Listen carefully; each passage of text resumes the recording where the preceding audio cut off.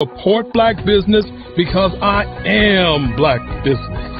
Black Business Expo, one of the largest business showcases in the history of black business in the world. The world! Sign up today at www.blackbusinessexpousa.com or call 919-308-9090. I am black business. I am black business. From the moment I wake until the time I sleep, I am black business. I am black business. Are you black business? I am black business. Do you support black businesses? I support black business because I am black business. Black Business Expo, one of the largest business showcases in the history of Black America in North Carolina. Join Dr. Eric Kelly III and a host of phenomenal speakers from all around the globe for this 7-day virtual event that you don't want to miss. The mission of the Black Business Expo is to raise scholarship money from kids all the way from high school all the way from college. The Black Business Olympics is one of the largest black business showcases in the world. It is an opportunity for businesses and companies to showcase their businesses globally. We are going to be giving away laptops up to $5,000 away to students. Again, I'm Olivia Appleberry, the founder of 2 Cents Finance and one of the speakers for the expo. I am so excited to see you there. For more info, go to www.blackbusinessexpousa.com or call 919-308-9090 and hope to see you there. I am black business. From the moment I wake until the time I sleep. Yes, I am black business. I am black business. Tell me, are you black business? I am black business. Do you support black businesses? Listen, I support black business because I am black business. Black Business Expo, one of the largest business showcases in the history of black business in the world.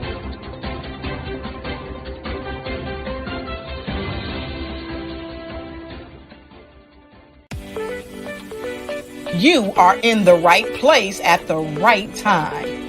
The Black Business Network opens again for its Black Business Olympics, a 24/7 broadcast on business, strategies, global branding, social media marketing, finance, advertisement, and much, much more.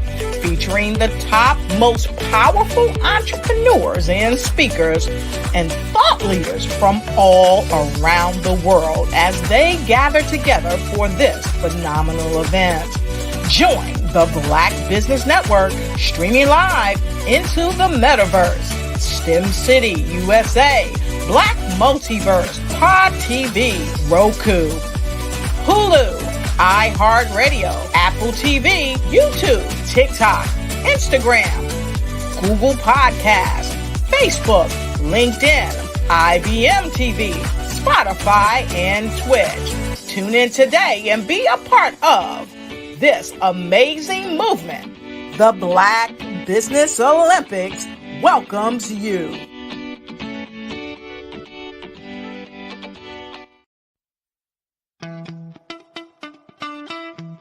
How many times have you been asked to help someone you didn't even know, a student, a business entrepreneur, or did you ever even ask, where did they end up?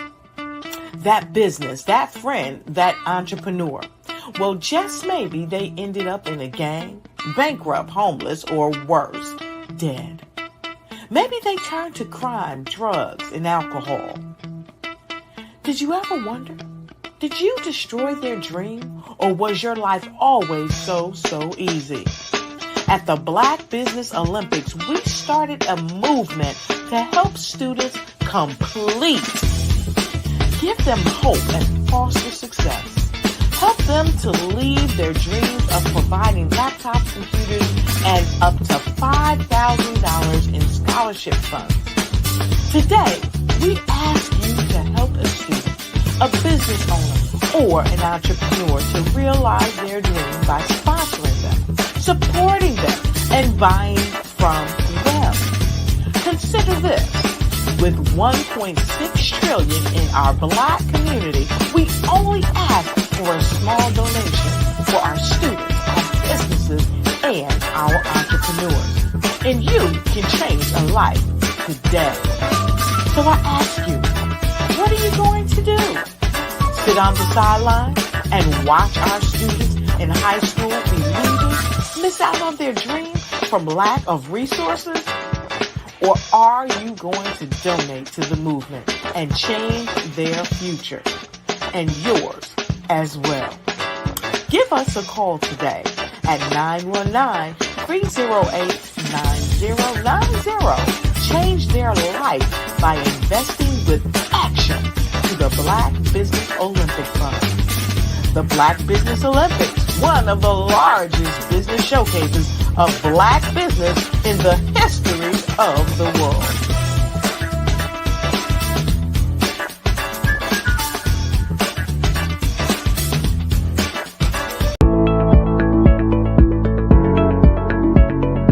Prepare for what's coming and dominate in economic winter. Stand strong and thrive by showcasing your great products and services globally through the Black Business Network and Black Business Olympics. The Black Business Network has showcased over 2,000 companies with over $7 billion in sales each year. Over 10 million attendees have viewed the rebroadcast each month. Through the Black Business Olympics, unique styles of business training and mentoring are turning students into business owners and entrepreneurial warriors who will dominate in any economy. Gain the ultimate advantage of the Black Business Olympics, 7 days of unbelievable topics and speakers speaking around the globe. Donate your time and experience to provide expertise and scholarships to students worldwide and change the world.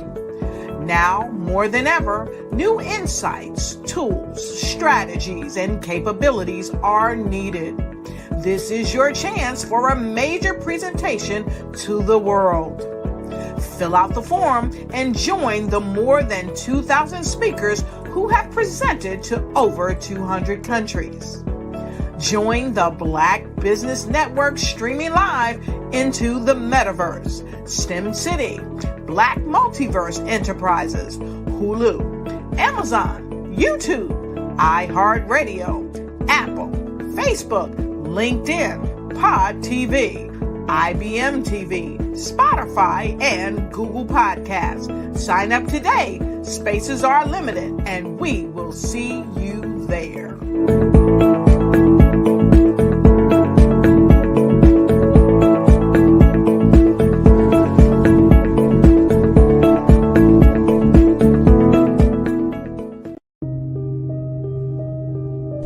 The Black Business Expo is changing my life. This year, they are giving away laptops and even $5,000 in cash to students just like me. I'm Alexis, and I want to go to college to fulfill my dream of becoming an entrepreneur. Help the Black Business Expo going to www.blackbusinessexpousa.com and also becoming a vendor, a sponsor, or donating. The Black Business Expo's mission is to raise funds for high school seniors going to college or K-12 entrepreneurs. This expo is a fundraiser for students. Please, you may go to www.blackbusinessexpousa.com to donate to the scholarship fund or use the Cash App at @BBXUSA. Our goal is to give laptops and up to $5,000 to 10 students. Students can register online at www.blackbusinessexpousa.com. Every dollar counts. Please donate to the Black Business Expo USA Scholarship Fund.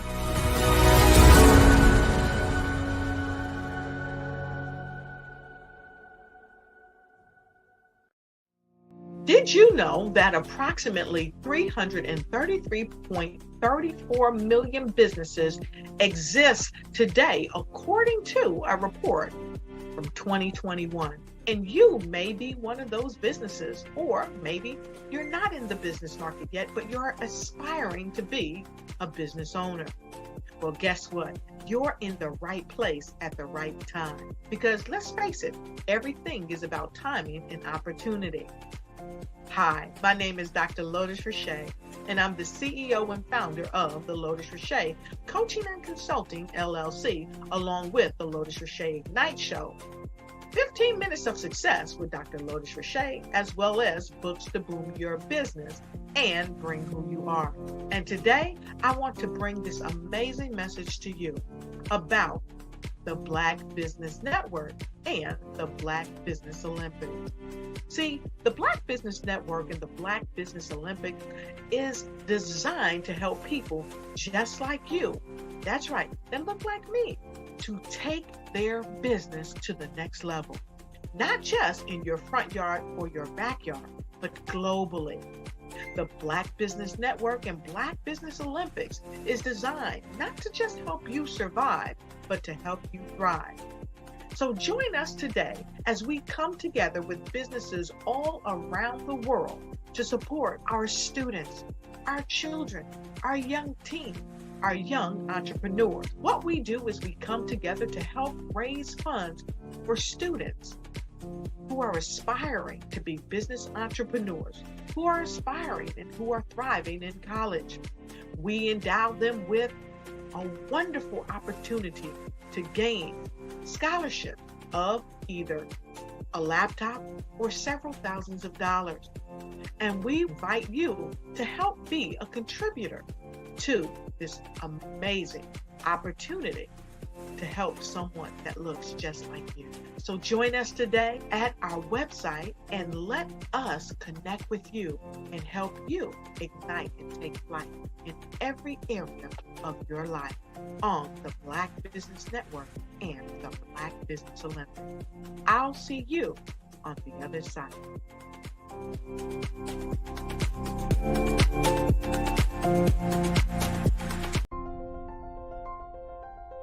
What if you could build your own city? A place where every child can find nurturing people to help them achieve their full potential.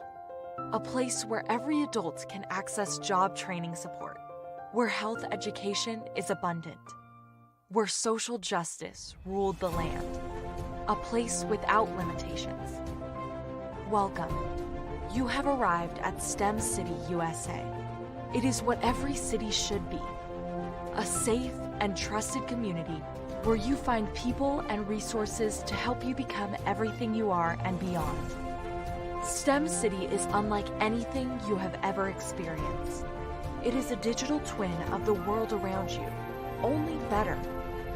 STEM City is about energy and soul renewal. It is more than a digital world. You can almost feel the power of live cultural events, music, and theater. STEM City promises a better future for children with caring mentors and hands-on activities with dedicated tutors to support our youth. STEM City is your passport to a healthy lifestyle with weekly events addressing our community's many issues. STEM City is your financial well-being with helpful information on wealth management, career advancement, job training, and so much more. STEM City is the community you deserve. It is the city where your dreams can come true. STEM City USA, a place in the sky that is accessible to all who reach for the stars.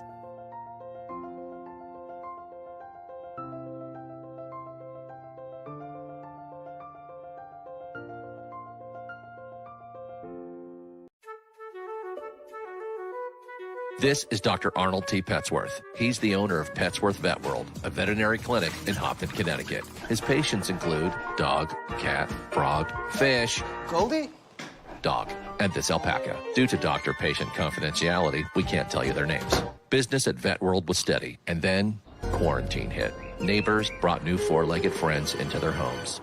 Bunnies. Bunnies everywhere.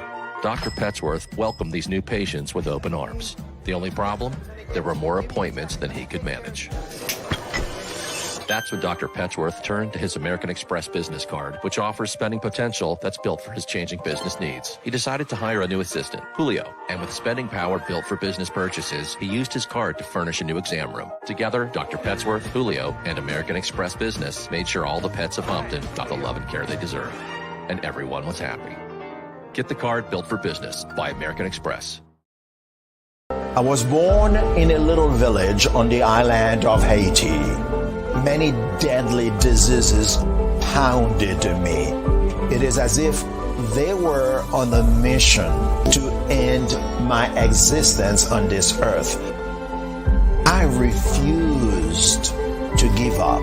In 1983, I left Haiti and came to the United States of America.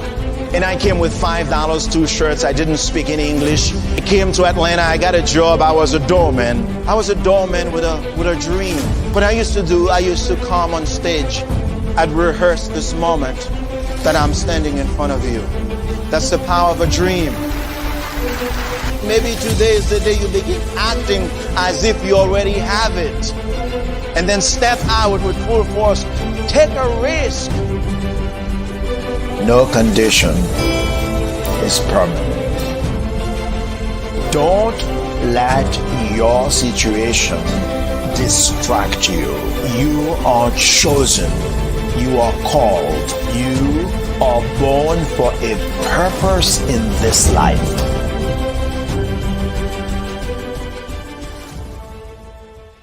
Hey guys, my name is Caden. I'm the CEO of Caden Teaches, and my genius is teaching kids about financial literacy. Throughout my financial products, such as my financial flashcards, my activity book, and my newest project, my financial bus, which I bought. And on the bus, it has a mock bank where kids will learn how to deposit and withdraw money, a mock grocery store where kids will be able to learn how to have a family budget, and a mock stock exchange where kids will even be able to learn how to invest in stocks. Now, I decided to start teaching kids about financial literacy because I find that most kids graduate high school without even knowing the basics about financial literacy. And I feel if I were to teach kids about financial literacy, that I would be able to help kids tap into their genius.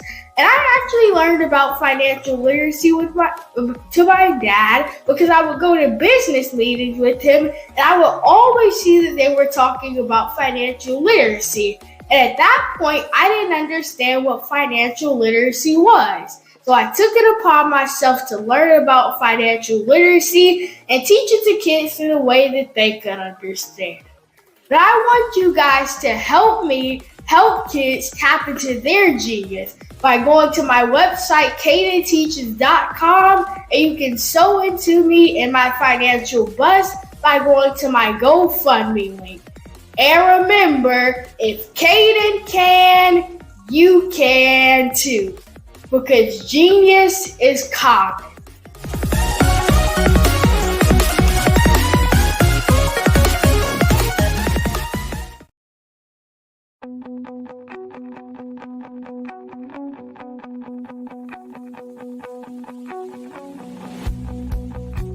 I am Black business. From the moment I wake until the time I sleep. Yes, I am Black business. I am Black business. Tell me, are you Black business? I am Black business. Do you support Black businesses? Listen, I support Black business because I am Black business.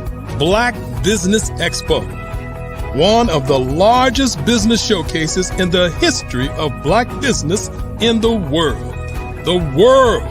Sign up today at www.blackbusinessexpousa.com or call 919-308-9090. I am Black Business.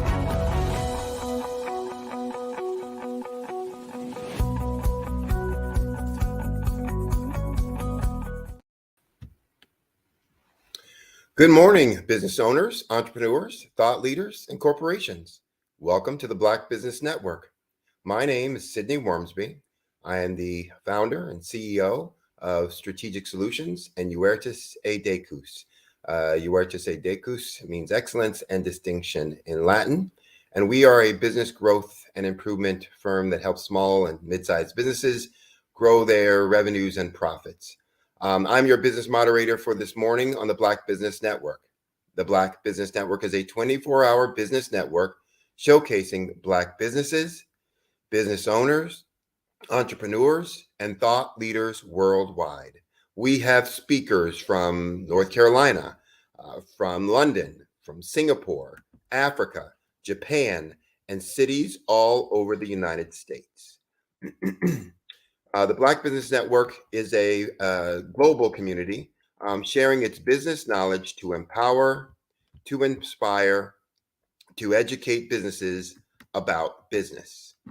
This morning, we have an exciting lineup for you, being kicked off by Miss Shelley Jeffcoat, more fondly known as Mrs. Pie. She is an employer brand and employee value proposition leader. She's a CEO and founder of LCM Group, an award-winning culture builder, an advocate for teen women and veterans. She's a mentor, an author, and has her own podcast, A Slice of Pie with Mrs. Pie. Ms. Jeffcoat is an executive industry leader and CEO, as I said before, of LCM Group, with over 30 years of experience in multiple functions. She has achieved remarkable success as an employer brand leader, including winning 19, I'll repeat that, winning 19 employee culture awards through 2021 through 2023. She's an influencer behind Mrs. Pie and a key figure in the Parade Deck military influencer community of over 6.5 million subscribers. Her company, LCM Group, delivers global brand workshops, and Shelley is sought after keynote speaker on purpose, branding, and entrepreneurship. I present to you Miss Shelley Jeffcoat. Wow, thank you for that. Good morning. Oh, thank you for participating with us and sharing all of your knowledge and experience with the audience that's out there. So I know you have a wealth of knowledge and a wealth of information that you want to share. I'm going to get out of your way, let you do your thing. And remember, genius is common. I'll see you on the other side. Awesome. Thank you so much for that. That was the best welcome I've had. And just thinking about all of the information that's already been shared, I just want to make sure that I shout out to everybody who's not yet subscribed to watch some of these replays. Just as a lot of information that's already been shared by previous speakers. And obviously, I'm honored to be here. So today is going to be a little bit different. I'm actually going to be talking about branding from a small to medium business perspective. And essentially what I want to do is I want to share some information that's going to help a lot of entrepreneurs and maybe small business owners, maybe mid-sized businesses really think about branding from a business strategy perspective. And hopefully I'll be able to take some questions at the end of our presentation. But I just like to start off with like why branding is so important. And branding, you know, I always say that this is more than just creating a logo and a compelling tagline. It really defines who you are as a company. It helps to communicate your values and your mission. And it really sets the expectations for your clients, your customers, and even future employees. So branding from the sense of building trust with your customers, and that will ultimately help you grow profits as part of the considerations for your business strategy. So in the introduction, you've heard that I have a large amount of experience within this space, but there's some things that I want to really touch on and hone in on today in terms of what we're going to cover. this branding versus marketing can be quite confusing. So I want to start with just really clearly defining what is a brand. I'm going to talk a little bit about brand identity and equity. I'm going to touch a little bit on the social media approach strategically, and then how do you marry purpose and culture as a brand strategy. And again, if we have time, then I'll be able to take some questions from the audience. And also, you can reach me at learncoachmodelgroup.com. So just really simply, a brand it's basically considered an intangible marketing or concept that allows people or helps your clients, your potential clients, and even your competitors to identify your company, the product, or the individual. And there's 3 different types of branding. So the first one most of us are familiar with, especially if you're in the LinkedIn community, is personal brand, where you talk about the values and what you bring to the table, how you serve yourself up and how people come to know you. That's personal brand. Employer brand is essentially an organization and the way it identifies itself, how it communicates to candidates and also to employees about, their approach as an employer. And then a business brand is what a lot of us are very familiar with, where we talk about the mission and the company, the service it provides. But the brand is, honestly, the most important and valuable asset that a company can have.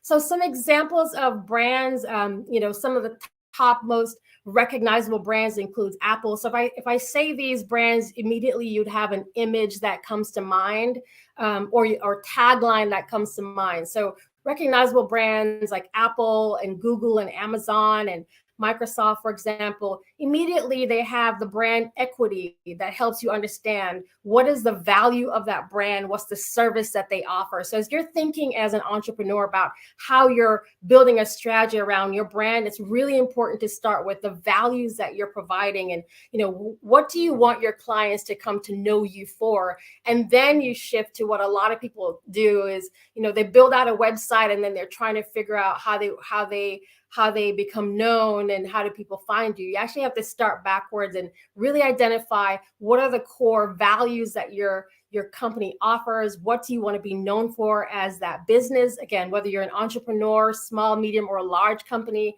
And then you start looking at all of the digital spaces. So 3 places where you'd consider using your brand. The first one is kind of obvious, is mainly as a differentiator. So when a company or business needs to set themselves apart from others who provide, basically similar services in the marketplace, you need to have a brand that's established and it needs to be consistent in the messaging.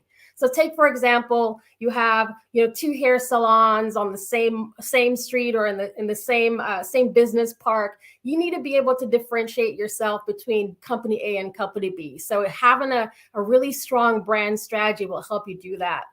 The second thing is really around sales. So, how you introduce new products and services. So just think about when Apple rolls out a new phone, when another iPhone comes up, the company doesn't have to roll out something that says, we are offering X and reintroducing the company behind it. They just throw out, iPhone, the number, and, we're all rushing to the store. And the reason that is because they've established a brand and they understand that the consumers are going to stay loyal to those brands because we know them and we trust them. So that's another reason why, you need to think about your brand strategy around sales. The third area is actually around reputation management. And so branding helps you show your potential customers and even maybe future investors, for those of you all who are just starting out, it helps you show that you're an established and a credible business. And if you think about the way that you respond to, maybe service that went wrong or, poor feedback from your customers, how you're responding back to your clients, whether you have one client or thousands, it's really important. But if you're not managing your credibility and your reputation, that could actually impact your brand. And so that's why you have to think about what your process and what are some of the methods you're going to put in place to support that brand. So those are, when to use your brand. The first thing, as I said, is to differentiate yourself within the marketplace. The second area is really helping you from a sales perspective, how you introduce your new products and your services. And then the third place is around reputation. And notice I haven't said anything about logos or colors or the digital media space, because that comes later. You need to build the foundation for your brand strategy first before you, start spending money on, putting out beautiful ads. Okay. So brand identity, so this now is where you're thinking about how you communicate, your actual brand. So when we talk about brand identity, we're talking now about what a lot of people are very familiar with. So the first one is taglines. So taglines essentially are slogans that tell people who you are and what you stand for in very few succinct words. So if you're an entrepreneur or you're just getting started, thinking about these taglines, it has to align back to who you are, what you stand for in few words, right? The second thing is what we call unique selling points or USPs. And these are the specific benefits that are going to make your business stand out when you're comparing yourself to other businesses in the market. So what is your unique selling point? What makes you stand out? The third part of a brand identity are, again, what a lot of people are very familiar with, choosing a logo, but even understanding the colors that you use for a logo. And at this point, I would say if this is not your strong area, if creating logos and understanding the psychology of colors, if this is not your thing, this is where you definitely want to reach out to a business that is specializing in digital media strategy, because you really need to make sure that you're aligning all of these things: your tagline, your company name, your unique selling points, what mediums that you use, all those things to establish your brand identity. The fourth thing is around defining yourself. So when you I tend to go to a business's website when I do business consults, and first thing I'm looking at, I want to see what they say about themselves and how much language they use. But immediately I want to know who you are, what you sell, and how do I reach you? So if you're creating a brand identity and you're using, for example, social media or LinkedIn or a website, whatever that is, right?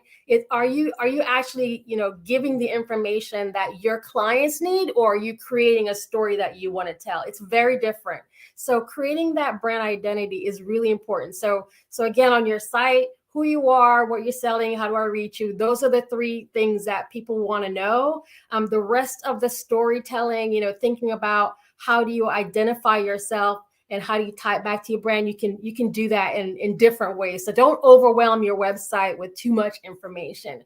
And then the last thing is if you're entering into entrepreneurship or a small business owner, it's just a reminder that, make sure that you're following all of the legalese and all the guidelines, because this is something that can come back to bite you. So for example, there are a lot of people who have great ideas, but they don't, complete the process to position themselves for an LLC or a sole proprietorship, or even establishing themselves as a corporation. That will tank your brand. So just make sure that you're actually doing the work behind establishing yourself legally as well. And that, again, that is a part of your brand identity. So just to repeat those areas: brand identity, it's around your taglines, what makes you unique, the digital media space, so the logos and the color psychology, being very prescriptive about the information you're putting on your website, doing it from your client's perspective, not just you telling a story. And then just remember that you really need to, follow the legalese, right? And make sure that you have, whether, again, your LLC or sole proprietorship or corporation, make sure that you have all of those things buttoned up and covered. Okay, so that is kind of, I think that's going to kind of help you out. So as I was thinking about taglines, I want to share a few that, just to give you some ideas of what a tagline is. And again, for those of you who are maybe new to this area, tagline, for example, Apple uses Think Different. These are my favorite. Nike is Just Do It. McDonald's is I'm Loving It. KFC is Finger Looking Good. Don't judge me. I love KFC. And Coca-Cola, Open Happiness. And I know these on memory because that's another thing that taglines do. It is, again, a short, succinct statement that tells people more about what the company has to offer. These are the business taglines. So as you're thinking about how do you want to communicate, and a lot of times when you show your tagline, it's also associated with your logo as well. So that's the storytelling part of the brand identity. So I just wanted to share that with you because I thought, you'd probably find some value in understanding how and what that looks like. So now I'm going to shift a little bit to equity. So equity, when it comes from a brand perspective, this is really simple. It's what value you generate from your product or your service when it's compared to something that's available to you in the marketplace. So the equity that comes out of your name. So remember I talked at the top about, when Apple is rolling out a new phone, Apple doesn't have to reintroduce itself as Apple. It just has to introduce the product, right? And that is because there is equity behind the name. So for example, even for myself, if I'm launching a new podcast series, I don't have to come out and reintroduce myself as Mrs. Pie because the brand I own, Pie, is already established. So now I'm really banking on the equity that comes from the name. And the way that you're able to bank on that equity are in various ways and being very consistent and clear in the messaging. When we talk about brand equity, this is where a lot of businesses kind of miss the opportunity. And you have to really think about the components that are tied to that. So brand equity, it really is when you're thinking about how you break that out in a business strategy, it's the consumer perception. So what do consumers believe your brand represent, right? So as I'm thinking about Mrs. Pie, for example, part of my strategy and the way that I communicate, the way that we do podcasts, the way that we do business consulting, all those things, the way that we present our company, right? The way that we present our products and services, it is tied to the consumer perception. So I want consumers to believe that my brand does X. So building on that. So if you're a business that you've just launched, maybe you've just launched a new consulting firm, and you're selling financial literacy tools. So what is the perception that you want? What do you want your consumers to believe that your brand is going to represent? If you're selling financial literacy tools, it's going to be around credibility, or you want to be known as trustworthy, or things like that. So thinking about those components. Something else around brand equity, it's the positive and the negative effects. So remember I talked about reputation and reputation management. So as you're launching it, so again, this could even be a barbershop that you're opening and the reputation that's aligned to that barbershop. So if I'm barbershop A and I'm Bob, and barbershop B is Roxanne, right?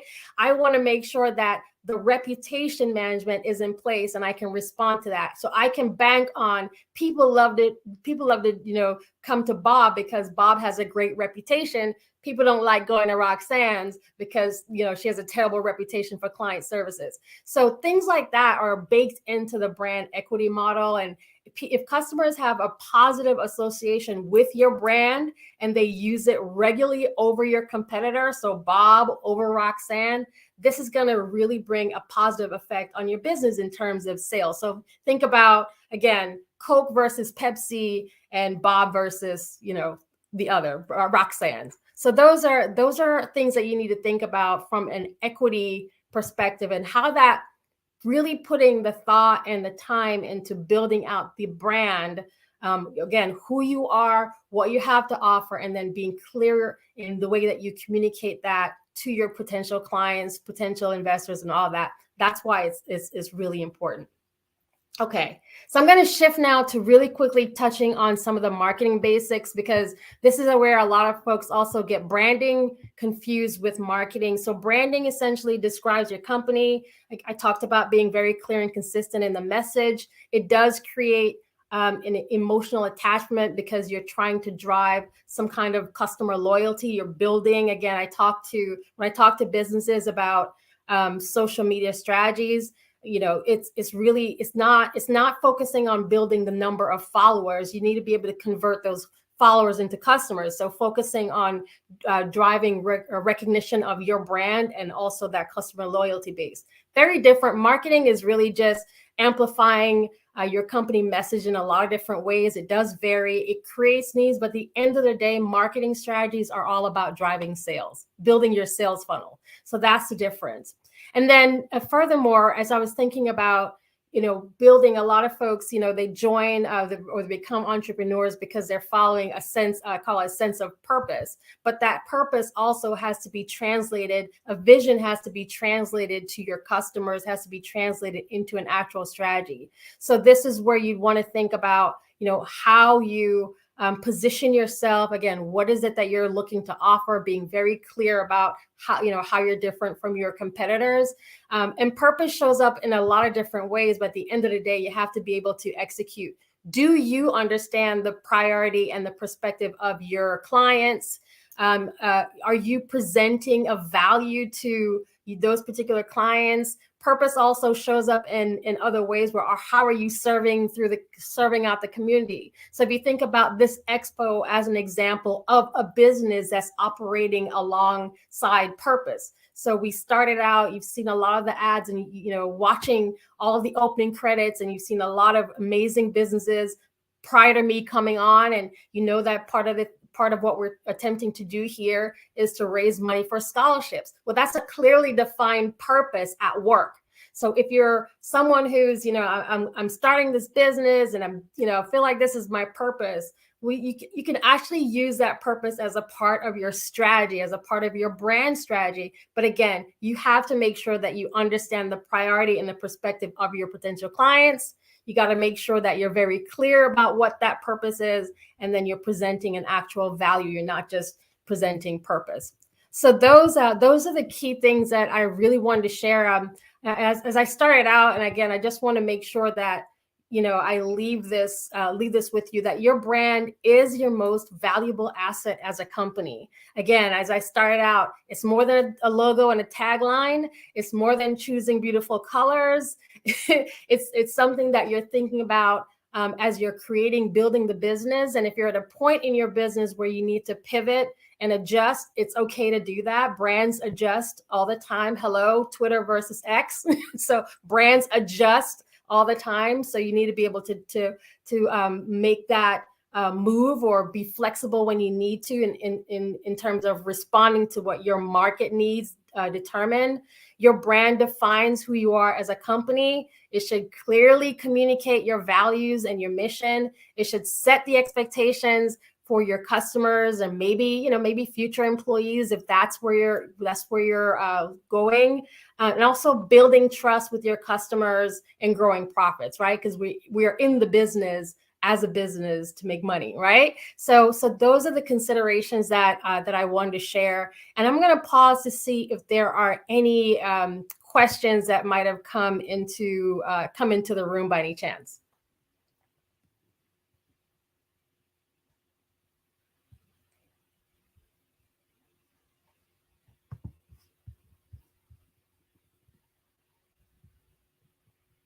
All right, I'm just scanning to make sure I'm not missing any questions. All right, so there's a few more areas while I have you that I wanted to touch on, and this is around social media strategy, because this is another thing that I get a lot of questions around. Now, I mentioned that I have a show called Mrs. Pie, Slice of Pie with Mrs. Pie, but this is an example of how I've been able to build in a podcast into a business strategy. Okay. So let me just give you some of the tips and why it's been working so well. And I think maybe this is going to help. Maybe this will help you as well.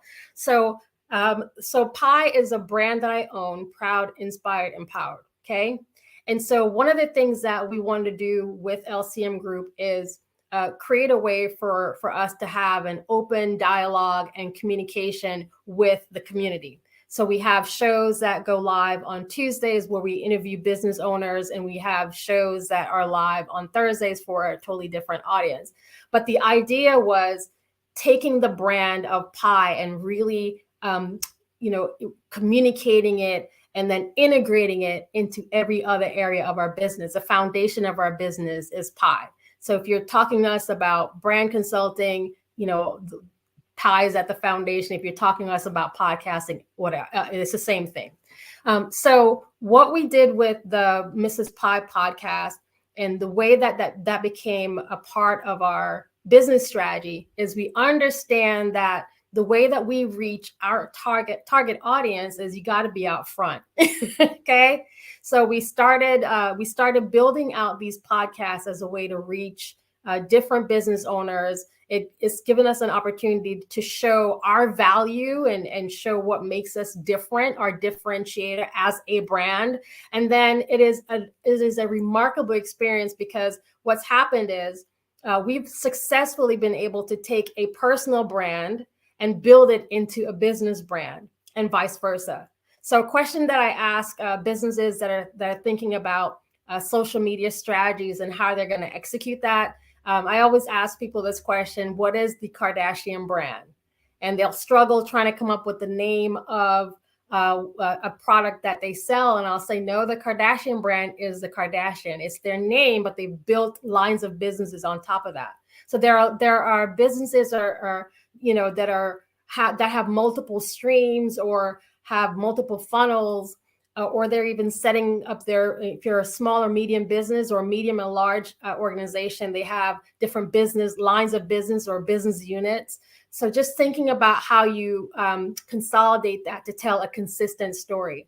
So podcasting for us has worked very well. Again, like I said, it's been a great way for us to expand the brand and get more brand awareness and really show value to the community, giving back to the community. So there's a lot of philanthropic work that we've been able to do. We're reaching thousands of people every week. We have, both the video podcast and also the audio podcast. And again, this is all a part of a strategy built into the business on how we are able to communicate, what it is that we do and how we work with the business.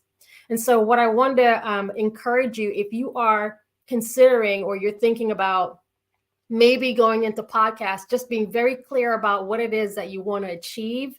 So for example, if you're a business and you're selling, and I'm just using financial literacy because it's top of mind right now, but if that's the tool, the product that you're selling and you're thinking, I want to start a podcast, always ask yourself why. Why are you doing this? And how? What's the ROI? What's the return on investment? Because there's time and there's money involved in it. So what's the return on investment for my business if I start this podcast? Podcast takes, it is time consuming and it takes a lot of time before you start creating or adding followers. And followers are great until or unless they become customers. And that's just from the business perspective. So just being mindful that if you're thinking about creating a podcast, making sure that it is actually aligned to a business strategy. You're not just creating a podcast. There are a lot of existing podcasts that look for keynote speakers or look for thought leaders. Obviously, this network being one of them. So highly encourage you to come on the Black Business Expo, USA.com and find out more. But this is just something else that I wanted to share in terms of social media. Another thing with social media that's more of a cautionary tale is being very careful, because this is where you also need to manage your reputation. So one of the things that we do with our clients or with our consultations is the first thing is we ask people to Google and we do a scrub. There's a lot of things that are on social media that can negatively impact your brand. You don't have to like and share everything that you see on social media. And you have to think about the positioning of your business. If you're a business owner, or even if you're an executive within the business, or you have a team within that business, just remember that everything that you say on social media remains on social media. The information is always there. So just be mindful about what you're communicating on social media as a business. Again, especially entrepreneurs, what are you communicating on social media and how that will positively or negatively impact your business, your bottom line, and then just being very creative or just being very cautious about, how you're representing your brand on your business. The last thing I want to share around business and social media is there are a lot of tools and mediums that are available. So there's still, Facebook still exists. Okay. So there are a lot of Facebook groups that still exist. I realize a lot of people shifted from Facebook, but there's a healthy community there. There are still millions of people using that medium. But if that's not the place for you, then, maybe thinking about Instagram and LinkedIn, absolutely, and TikTok and things of that nature. But try not to be everywhere all at the same time, and kind of focus on the mediums that work for you. If an audible version is the route for you, and you prefer to not ever be on video, then thinking about a medium that satisfies that.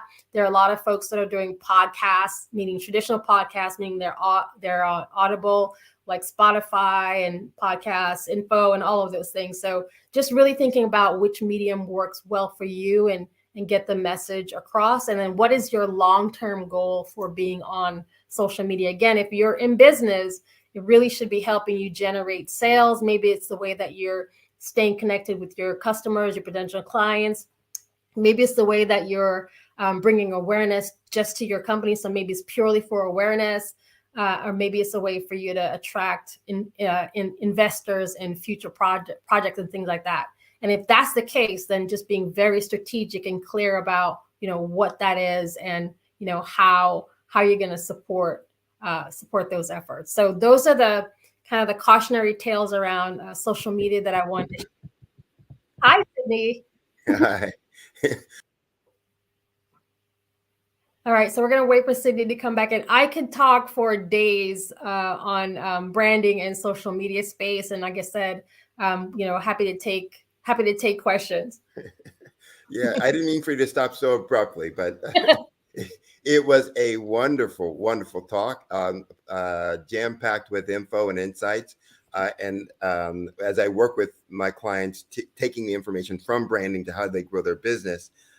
So many of the things that you talked about there, the things that people either misunderstand or misuse, don't quite understand what branding is, and therefore, are working on the wrong thing. So I know it should be, very, very helpful for folks. Now tell people how they can, again, get a hold of you when they want to take this conversation further, or, engage you in, your consulting about branding, et cetera. So you can reach us at learncoachmodelgroup.com. So LCM Group, that's what we stand for, learncoachmodelgroup.com. You can find us there. You can also Google me as Mrs. Pie. You can find me as Mrs. Pie. I'm on the streets, y'all. And again, or even Googling Shelly Jeffcoat. I'm literally everywhere. So that's the best way to reach out. I love hearing from folks. So also for those of y'all who are catching the replays, drop your comments in the chat and let us know how branding is working for you. And, if you have best practices, I love getting tips. So make sure you drop that in, especially on the YouTube for Black Business Network, Black Business Expo. Please make sure you drop that in the chat, because we're all here to help each other. Now, I know at the beginning of your talk, you said that, you were focusing this on small and mid-sized businesses. Yeah. A lot of times with people with your, wealth and diversity of experiences, people think, oh, they'll never work with somebody like me. I'm too small. Do you work with small and mid-sized? I do. I just want you to say, because a lot of times people go, oh, she won't work with somebody like me. I'm just too small. I'm too tiny. She knows too much. So. Yeah, no, I do do a lot of consults too, just to, again, sometimes people just want to be, they just have questions. Am I on the right track? And there's nothing wrong with that. So yeah, we do those consults. I also, I'm also building a community of other experts that I contract out to help, because, we're growing and we need to help other folks. So please, definitely reach out. And by the way, I am that person. If I don't know the answer, I know someone who does. Right. So please don't miss the opportunity to, again, we're here to support each other. If I win, you win. If you win, I win. Great. All right. Well, appreciate all of your time, your energy, your contributions. Thank you for being on the show this morning. And as we say, genius is common. I'll see you on the other side. Thank you. Again, just a wealth of information. Thank Shelley for being on the show. Black Business Expo's mission is to raise funds for high school seniors going to college or for K through 12 entrepreneurs. The expo is a fundraiser for students, so you can go to www.blackbusinessexpousa.com. Again, that's www.blackbusinessexpousa.com to donate to the scholarship fund or to use the Cash App that should be rolling on the screen below you with the account $BBXUSA. Again, $BBXUSA. Our goal is to give laptops and up to $5,000 to 10 students. And students, you can register online at www.blackbusinessexpousa.com. Every dollar counts. So we want to remind you, please donate to the scholarship fund. We want to thank also our Black Business Expo USA sponsors for this month of August 2023.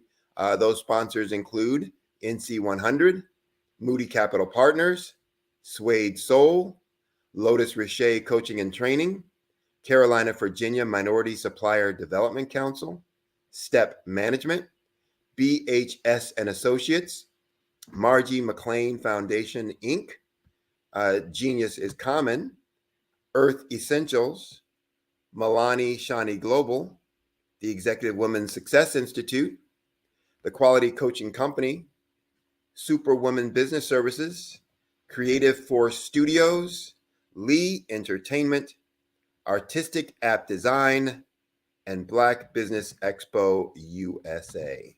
So remember, genius is common. I'll see you on the other side.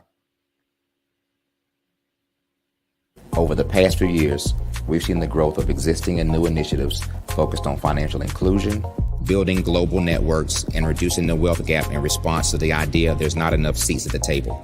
Whether their outcomes are to increase the representation of Black executives on corporate boards, ensure an inclusive global economy, or to create new U.S. African commercial pathways, the strategies are often carried out by separate programs.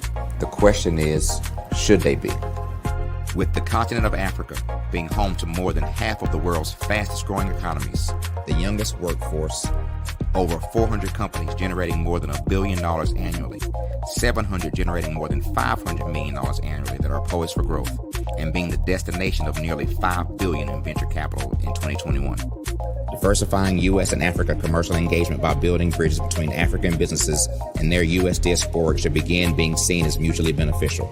From helping to reduce Africa's enormous capital gap to catalyzing two-way trade opportunities, the COVID-19 global pandemic hopefully has taught us that global challenges and opportunities are more interconnected than we thought. During the pandemic, African companies like Unicorn Flutterwave, insurance provider Reliance Health, ride-hailing app Yasir, and 54Gene, the continent's first bank of DNA on people of African descent, proved that when African companies have access to networks, capital, and information, they grow big, grow fast, and create solutions that are valuable to the world. This is why Be Direct was created. We are the first U.S.-based but African-centric board preparedness and board search company designed to connect U.S. Black talent and corporations to African businesses.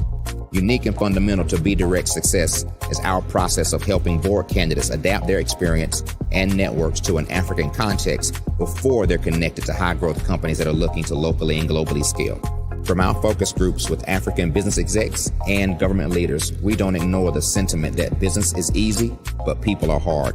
Having a pool of board candidates with hard-to-access networks and extensive experience across the business life cycle, including successfully raising capital, is table stakes for an initiative like this. So yes, we have that. But corporate or entrepreneurial success in the U.S. does not guarantee success in Africa. Developed alongside industry partners on the continent, our training program, Be Direct Prep, is designed to transpose their experience to create cultural comfort, understanding, and a commitment to helping businesses in Africa scale. Our board governance sessions are African continental and country specific, integrated with cultural awareness and dexterity training, masterclasses led by African industry execs, and mentoring and coaching from African continental-based facilitators. But even more unique to Be Direct Prep, we cap off our training program with an immersion trip to help candidates that have not been to Africa before see and feel Africa's complexity and opportunity from African soil. We all know traditional network-based board placement has historically left a lot of us out of ever really being in the paid board pipeline. Our strategy supports the work of many great organizations that are successfully filling seats at U.S. board tables by creating more tables for those that are still left on the sideline. It's time to start seeing the role and value of U.S. Black talent and businesses on the continent of Africa differently. Old perceptions and habits limit economic inclusion. Let's transition Black talent and the African businesses they will support from the periphery of the global economy to its core. Living in a global lockdown, we all know now how fast local and global economies can change and see the value of having businesses that hire, strengthen local value chains, and even grow globally. Status quo in any form holds back progress. We must democratize U.S.-Africa commercial engagement by socially and economically connecting cultures that have long been disconnected. It's time for Africa's U.S. diaspora to redefine their global value by helping African businesses scale continentally and globally.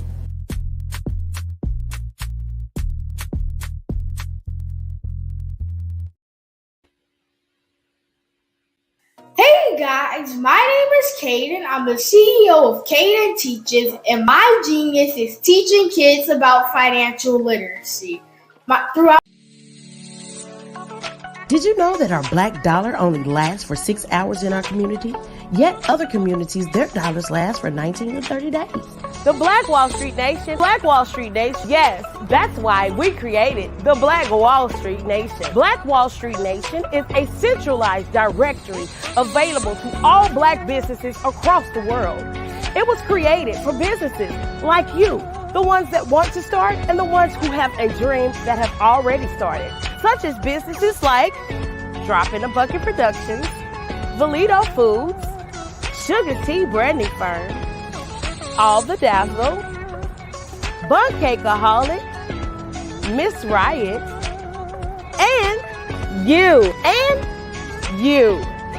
We'll have marketing, seminars, and some funding coming soon just for you. So, we want you to come and join us. www.blackwallstreetnation.com. See you there.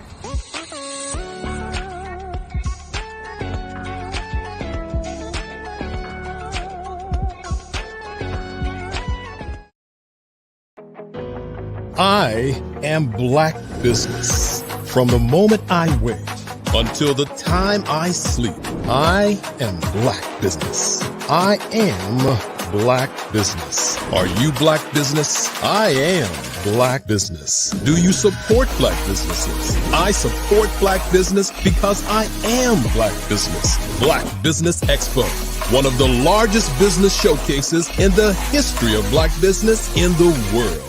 Sign up today at www.blackbusinessexpousa.com or call 919-308-9090. I am Black business. Hello, this is Israel, and I am CEO of Daydreams Interactive and author of Princess Planet. So, genius is common, and as a kid, I loved to daydream. Even as an adult, I loved to daydream. And when my daughter became 6 and loved princess characters, but we just could not find the diversity that showed her, we created our own characters. So, for instance, you have Princess Nulu right here. Princess Nulu is from Uganda, and her genius is that she loves to take care of animals. She can actually even listen and hear what they say. And then we have Princess Isabella right here. Princess Isabella, she's from Cuba, and her genius is biochemistry. One day she hopes to eliminate disease. Then we have Princess Nia right here. And Princess Nia is based off of my daughter. And she is what she wants to be, the greatest dancer alive. So that's her genius. So what's your genius? My genius is my imagination. Genius is common.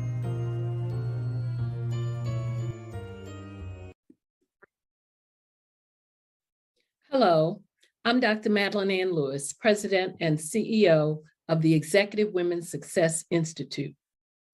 And my genius is helping women accelerate the path to success. You know, I was blessed to have strong women in my life who encouraged, motivated, and pushed me to do my best and to never even think about giving up on my dreams. So I say to women, we must show up to rise up. We have talents and potential, but who will see them if we don't speak up and get noticed? I know that women are a tremendous resource on this planet, and there is nothing more fulfilling than helping a woman tap into her full potential. I do this because I want to be a part of helping as many women as I can to show up, to rise up. I do this because genius is common.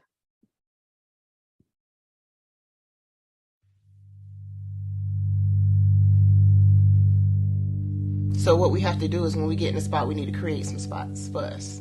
That's the main thing. We need to be able to be in a position where we're able to create those spots for us. For me, being an entrepreneur, I'm not just going to get a business and then leave you sitting high and dry. If you ask me some questions about entrepreneurship, I'm going to give you as much as I've received. I've seen people who made it, and then when you ask them, it's like, okay, now you have to pay me for the information, the same information I got for free. We probably in totally different cities. There's no way that we're going to bump heads or anything. We're not competing. Bring me up with you. And so I just think that whatever education that I have, then I need to be able to give that to my own as well. So create the spots. You can create the spots when you get there.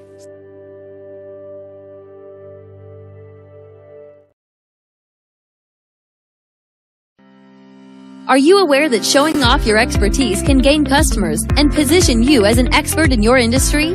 Consumers need confidence to purchase, so let us showcase your knowledge by interviewing you for a 3 to 5 minute video. We'll position you as an industry expert with a customized interview style video, and for a limited time, we'll cover all production costs. Click this ad or call now for all the information. You'll want to experience the same 5-star service our customers love. So take advantage of this one-time offer. Click this ad or contact us now.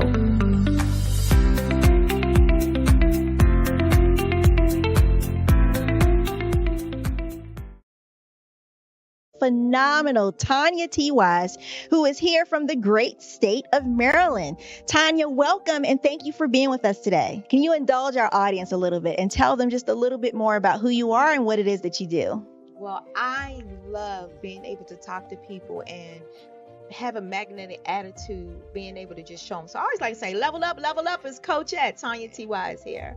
So can you tell our audience, just give them a teaser about what your presentation will be about? So my philosophy is that we should all be living our dream life.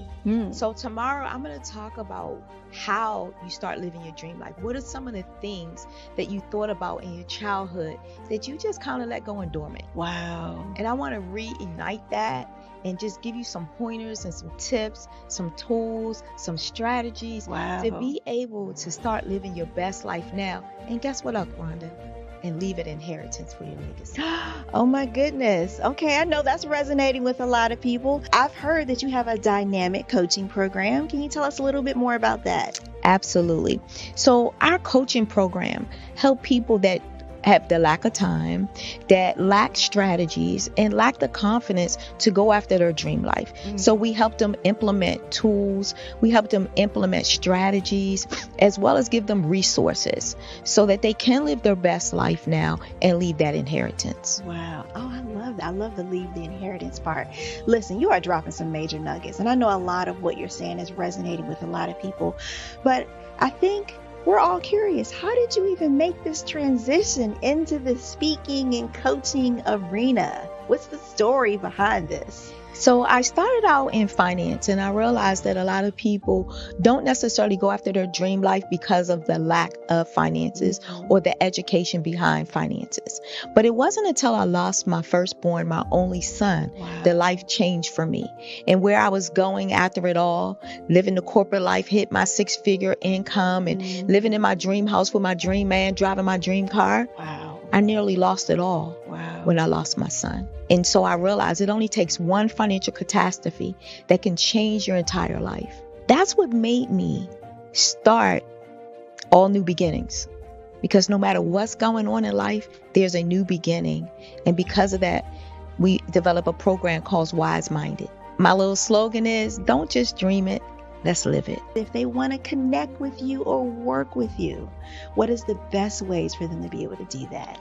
Well, for my social media guru, you can connect with me on every single social media platform as Tanya T. Wise. Did you know women represent just 3% of Fortune 500 CEOs and less than 15% of corporate executives at top companies worldwide? Have you wondered what the secrets are to getting into the top ranks, whether in the private or public sector? Do you want to figure out how to stop being held back in your career or passed over for promotion? Then you're in the right place. Hi, I'm Dr. Madeline Ann Lewis, President and CEO of the Executive Women's Success Institute. I have decades of experience in the military, the federal government, and corporate America. And my mission is to help women succeed and tap into their full potential. I want to reach 1 million+ women around the world to become the leaders they are meant to be. So if you want to move into a management or executive level position, or maybe you are a female veteran transitioning out of the military into business entrepreneurship, then reach out to the Executive Women's Success Institute at 301-693-3284. Let us get you on the fast track to success.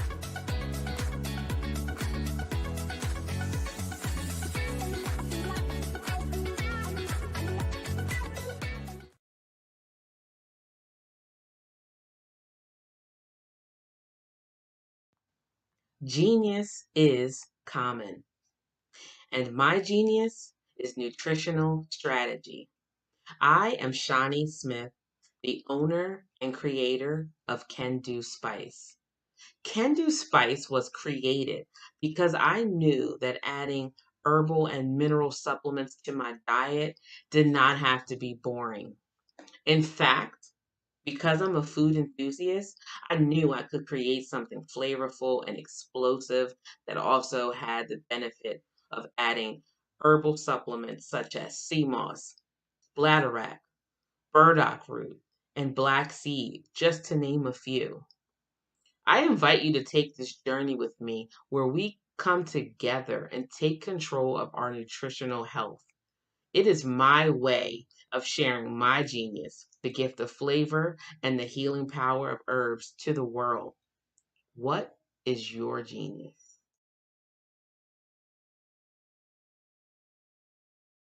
Hey, it's your girl Colette V. Smith. The V is for victory. My mama would tell you the V is for Veronica, but it's Colette V. Smith, the NFL's first African-American woman to coach in the history of the National Football League, by way of being the first female in 2017 to coach in New York Jets franchise history. Today, I'm the founder of Believe in You Incorporated. Believe in You Incorporated. I got here because I didn't limit myself. I started thinking freely, living life freely. Don't limit yourself. Unleash your power, the power that God created you to be and to have. I got here because I didn't just follow a path. I created my own. You can do the same thing. You know why I know this? Because genius is common.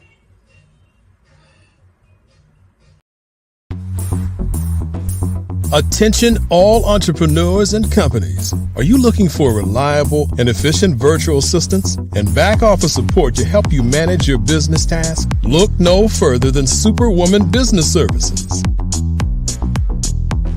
Our team of virtual assistants provides a full range of administrative support services, including operations management, social media marketing, and much more. We also offer website design services to help you create a professional online presence that reflects your unique brand. In addition to administrative support and website design, we offer business development and structuring services to help you grow your business and achieve your goals. We'll work closely with you to identify areas of improvement and develop a customized plan to help you reach your full potential. At Superwoman Business Services, we understand that running a business can be overwhelming and time-consuming. That's why we're here to help you fly high and achieve success. Our virtual assistants are highly skilled, experienced, and dedicated to providing you with the support you need to thrive. Come fly with us and take your business to new heights. Let us help you become the superhero entrepreneur you are meant to be.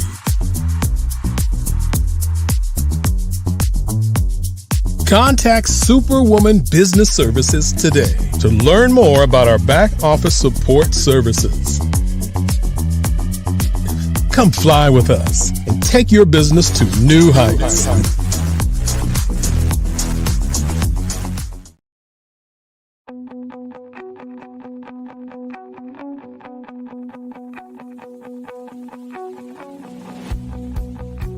I am Black Business. From the moment I wake until the time I sleep. Yes, I am Black Business.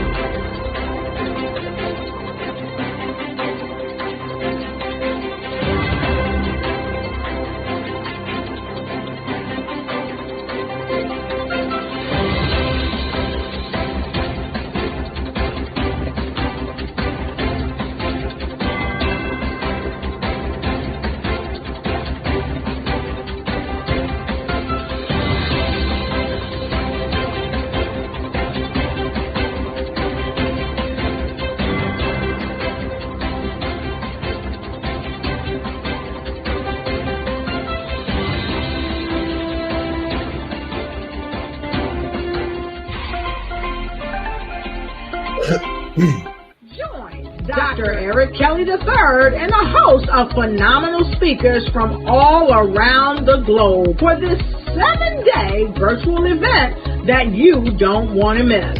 The mission of the Black Business Expo is to raise scholarship money from kids all the way from high school, all the way from college. The Black Business Olympics is one of the largest Black business showcases in the world. It is an opportunity for businesses and companies to showcase their businesses globally. We are going to be giving away laptops up to $5,000 away to students. Again, I'm Olivia Appleberry, the founder of 2 Cents Finance and one of the speakers for the expo. I am so excited to see you there. For more info, go to www.blackbusinessexpousa.com or call 919-308-9090 and hope to see you there. I am Black Business. From the moment I wake until the time I sleep. Yes, I am Black Business. I am Black Business. Tell me, are you Black Business? I am Black Business. Do you support Black businesses? Listen, I support Black business because I am Black Business. Black Business Expo, one of the largest business showcases in the history of Black business in the world. The world! Sign up today at www.blackbusinessexpousa.com or call 919-308-9090. I am Black Business. I am Black Business. From the moment I wake until the time I sleep, I am Black business. I am Black business. Are you Black business? I am Black business. Do you support Black businesses? I support Black business because I am Black business. Black Business Expo, one of the largest business showcases in the history of Black America in North Carolina. Join Dr. Eric Kelly III and a host of phenomenal speakers from all around the globe for this 7-day virtual event that you don't want to miss. The mission of the Black Business Expo is to raise scholarship money from kids all the way from high school all the way from college. The Black Business Olympics is one of the largest Black business showcases in the world. It is an opportunity for businesses and companies to showcase their businesses globally. We are going to be giving away laptops up to $5,000 away to students. Again, I'm Olivia Appleberry, the founder of 2 Cents Finance and one of the speakers for the expo. I am so excited to see you there. For more info, go to www.blackbusinessexpousa.com or call 919-308-9090 and hope to see you there. I am Black business. From the moment I wake until the time I sleep. Yes, I am Black business. I am Black business. Tell me, are you Black business?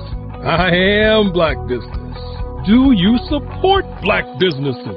Listen, I support Black business because I am Black business.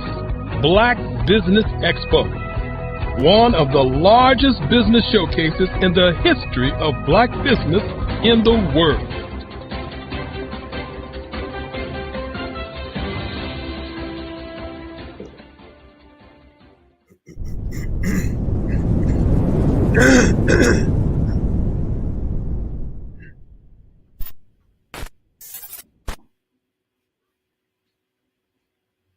Good morning, business owners, entrepreneurs, thought leaders, and corporations. Welcome to the Black Business Network. My name is Sydney Wormsby. I am the CEO and founder of Strategic Solutions and Uertis A. Decus. We are a business growth and improvement firm that helps small and mid-sized businesses grow their revenues and profits. I am your business moderator for this morning on the Black Business Network. And the Black Business Network is a 24-hour business network showcasing Black businesses, business owners, entrepreneurs, and thought leaders worldwide. We have speakers from North Carolina, London, Singapore, Africa, Japan, and cities all over the United States.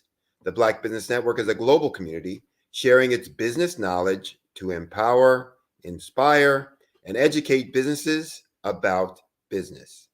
Our next speaker is Mr. Wade Randolph, who's the CEO of Randolph Unlimited.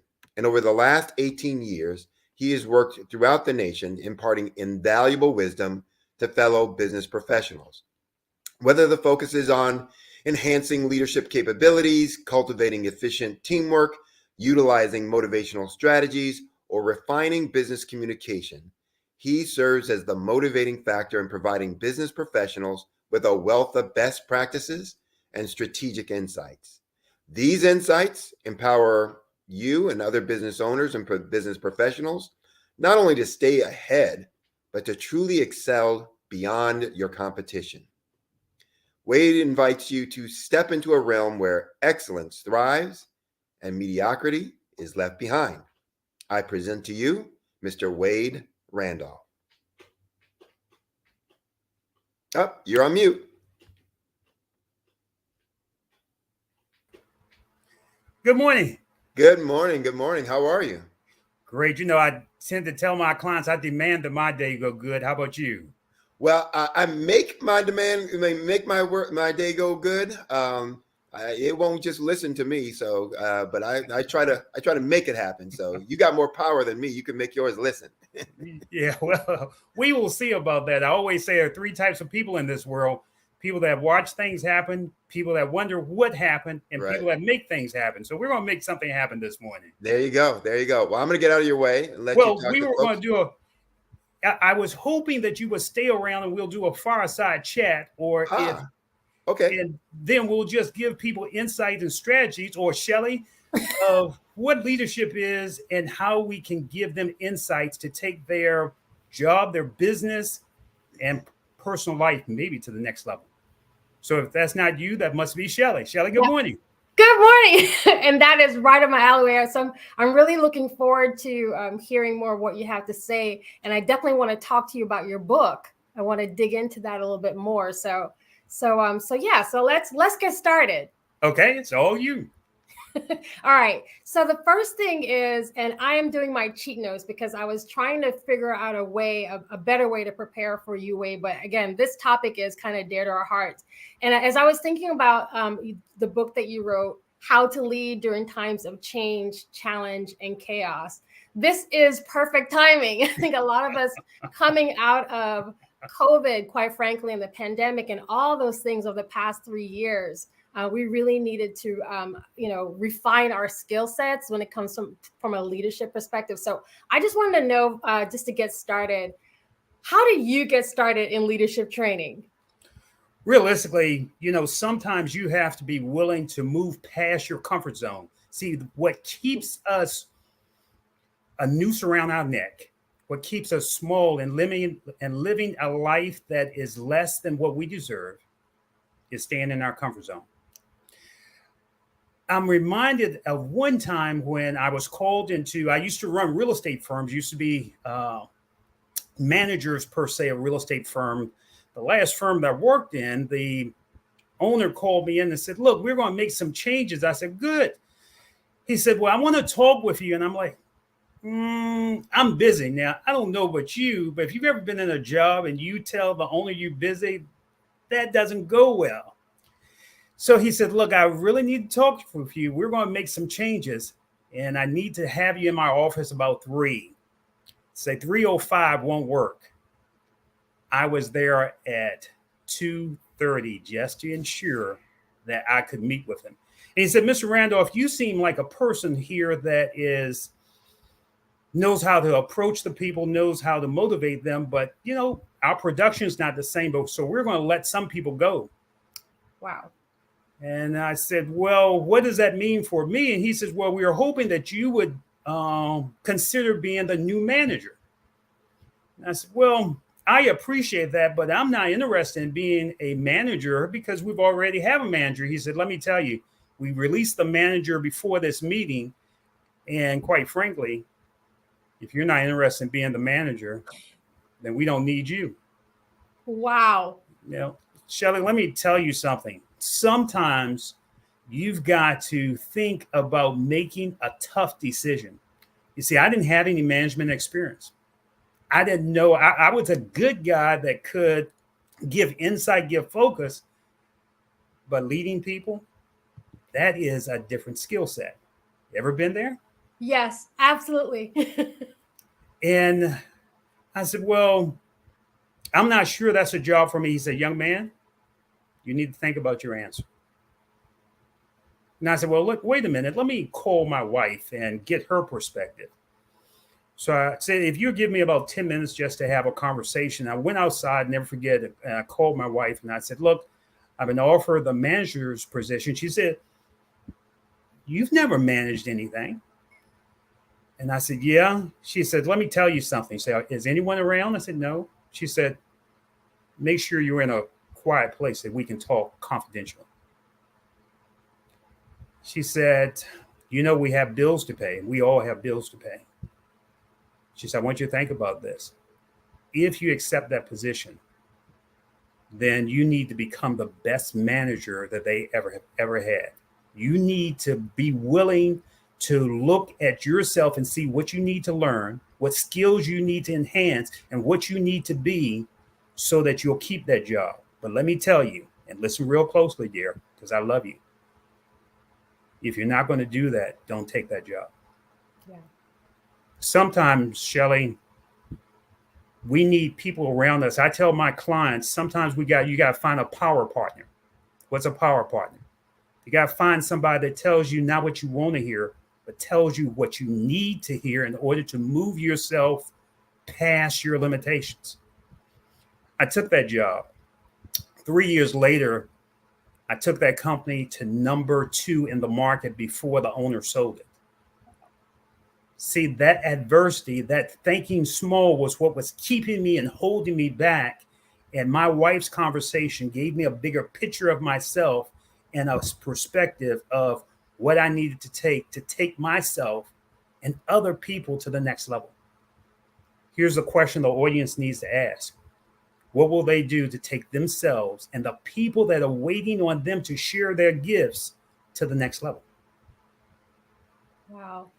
There's so many nuggets, y'all. There are so many nuggets in what Wade just said. I'm literally pulling the web apart because my next question was going to be, I wanted to get your thoughts around how you define leadership. And it's already kind of clear to me. I think for the rest of us, you can kind of see the foundations of what that looks like. I love the fact that you talked about having that power partner, but can you touch a little bit more about how do you define leadership? Yeah, let's give the audience a real definition. Let's not. Yes. Let's throw away the fluff because there's too much fluff right now. People are saying, what is leadership? Because now, since the pandemic, leadership has changed. Yes.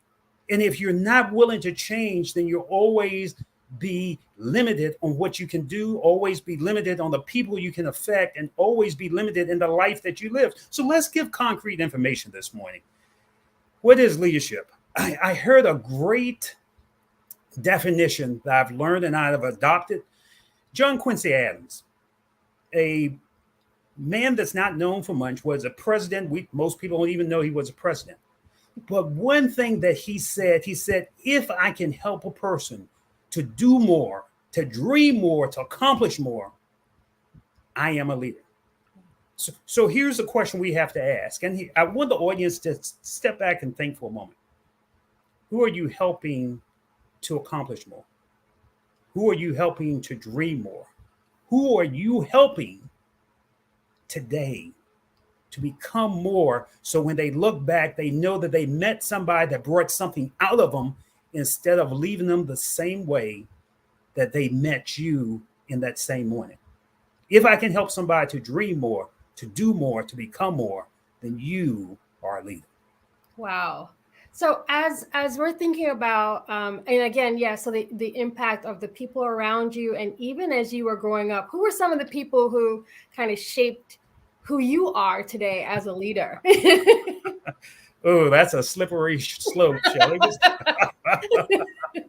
Because we have leaders around us all the time. We just have to be willing to stop and learn from each other. Iron sharpens iron. Please write that down. Iron sharpens iron. Who are you sharpening, and who has sharpened you? As I was coming up, I worked for a gentleman. I'm outside of Richmond, Virginia. I worked for a gentleman named Sam Plush. He owned the smallest restaurant his restaurant was on the smallest block here in the city of Richmond, off 25th and P, called Triangles. And Shelley, sometimes you don't really know who you are and what the value that you bring. That's right. I used to run around with a lot of hard heads when I was young. I'm a project kid. 2112 Red Street, grew up in the projects. They used to call it bucket of blood and shoot up alley, because you never know if you would make it the next day or the next month. So I didn't really have a future. And Mr. Plush had me to work for him, and he used to say, Mosquito. That's what he used to call me, Mosquito. What are you doing today, boy, to grow yourself? And I used to say, Mr. Plush, come on, give me a break. And it's interesting, now that I've gotten older, wiser, and maybe a little balder, they used to call me Mosquito, and I used to wonder, why did they used to call me that? And if you ever think about a mosquito doesn't have a lot of value. Mosquito doesn't see a lot of value in themselves, and they go around like a vampire drawing blood from other people. And I was more of a taker instead of a giver. Wow. And I think my question comes up, are you a giver or are you a taker? Who are you giving to that you can give a vision of themselves or are you taking from them so they will never grow to another level? And he said, I never forget one night I got with the guys and I was stealing hubcaps. And someone said, pump, pump, pump. And the guy said, run, he's shooting. And the guy that we were stealing from was shooting because we were stealing from him and taking his hubcaps. And I stopped and I never forget, I told the guy, I said, look, man, see what I got. He says, man, woo, that's a pretty hubcap, big Cadillac rim, if I can be old school right now. And he says, man, I'm going to give you $25 for it. And I said, 25? He said, yeah, man, take $25. And I took it. And I got back to Mr. Plush late that night. I used to work the night shift. And he said, young man, where have you been? Been trying to reach you all day. I said, Mr. Plush, look, I made $25. He said, look, I don't know how you made that. I said, look, I got some rims. And he said, young man, let me ask you a question. You risked your life for $25. What's your life worth? What's your life worth? Shelley, even as I tell you that, Mr. Plush's words still ring in my ear, not just to you, but to others. What's your life worth? What is it that you are willing to give your life for so that you can put a stamp on it to say, I have been here. I have made a difference. I have done something that when I look back, I have no regrets.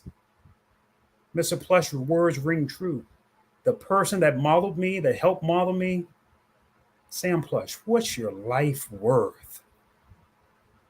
Wow, what's your life worth? That is, I was as you were saying this, I was thinking about, again, going back to the past few years, and I definitely want to get your take on how you think leadership has changed recently, and it has. The short answer is it has, to your point. But even the statement that you just made, and the fact that having someone speak those types of words into you, and that the fact that it resonated, so that where you are today, you're still able to lean on some of those words. So I wanted to find out, what are some of the changes you've seen recently in leadership? Again, coming out of the pandemic, right? And we're being real, right? So what are some of the changes you've seen? Well, here are two things that I talk about with my clients. Number one, we've gone into a mindset that we treat everybody like they are part of the group. People don't want to be a group mentality anymore. They want to be treated like people. Right. Treat people like people. Stop for a moment. Talk with people about what's going on with them. People don't care how much you know until they know how much you care. Let me say that again. Wow. People don't care how much you know until they know how much you care. I went to a conference here in the city of Richmond. And there was a young lady, she was standing by herself, and she said, are you busy? I said, no. She said, can I just talk to you for a moment? And I said, yeah, I'm here at the conference. I'm waiting for my wife. And she went on to how tough her day was, how difficult things had been at the job. And at the end of our conversation, she said, you know what? Can I get your card? Because I just needed someone to talk with, just someone to share my challenges with. And I will appreciate that if we could stay in contact. That lady, see, it wasn't what I gave.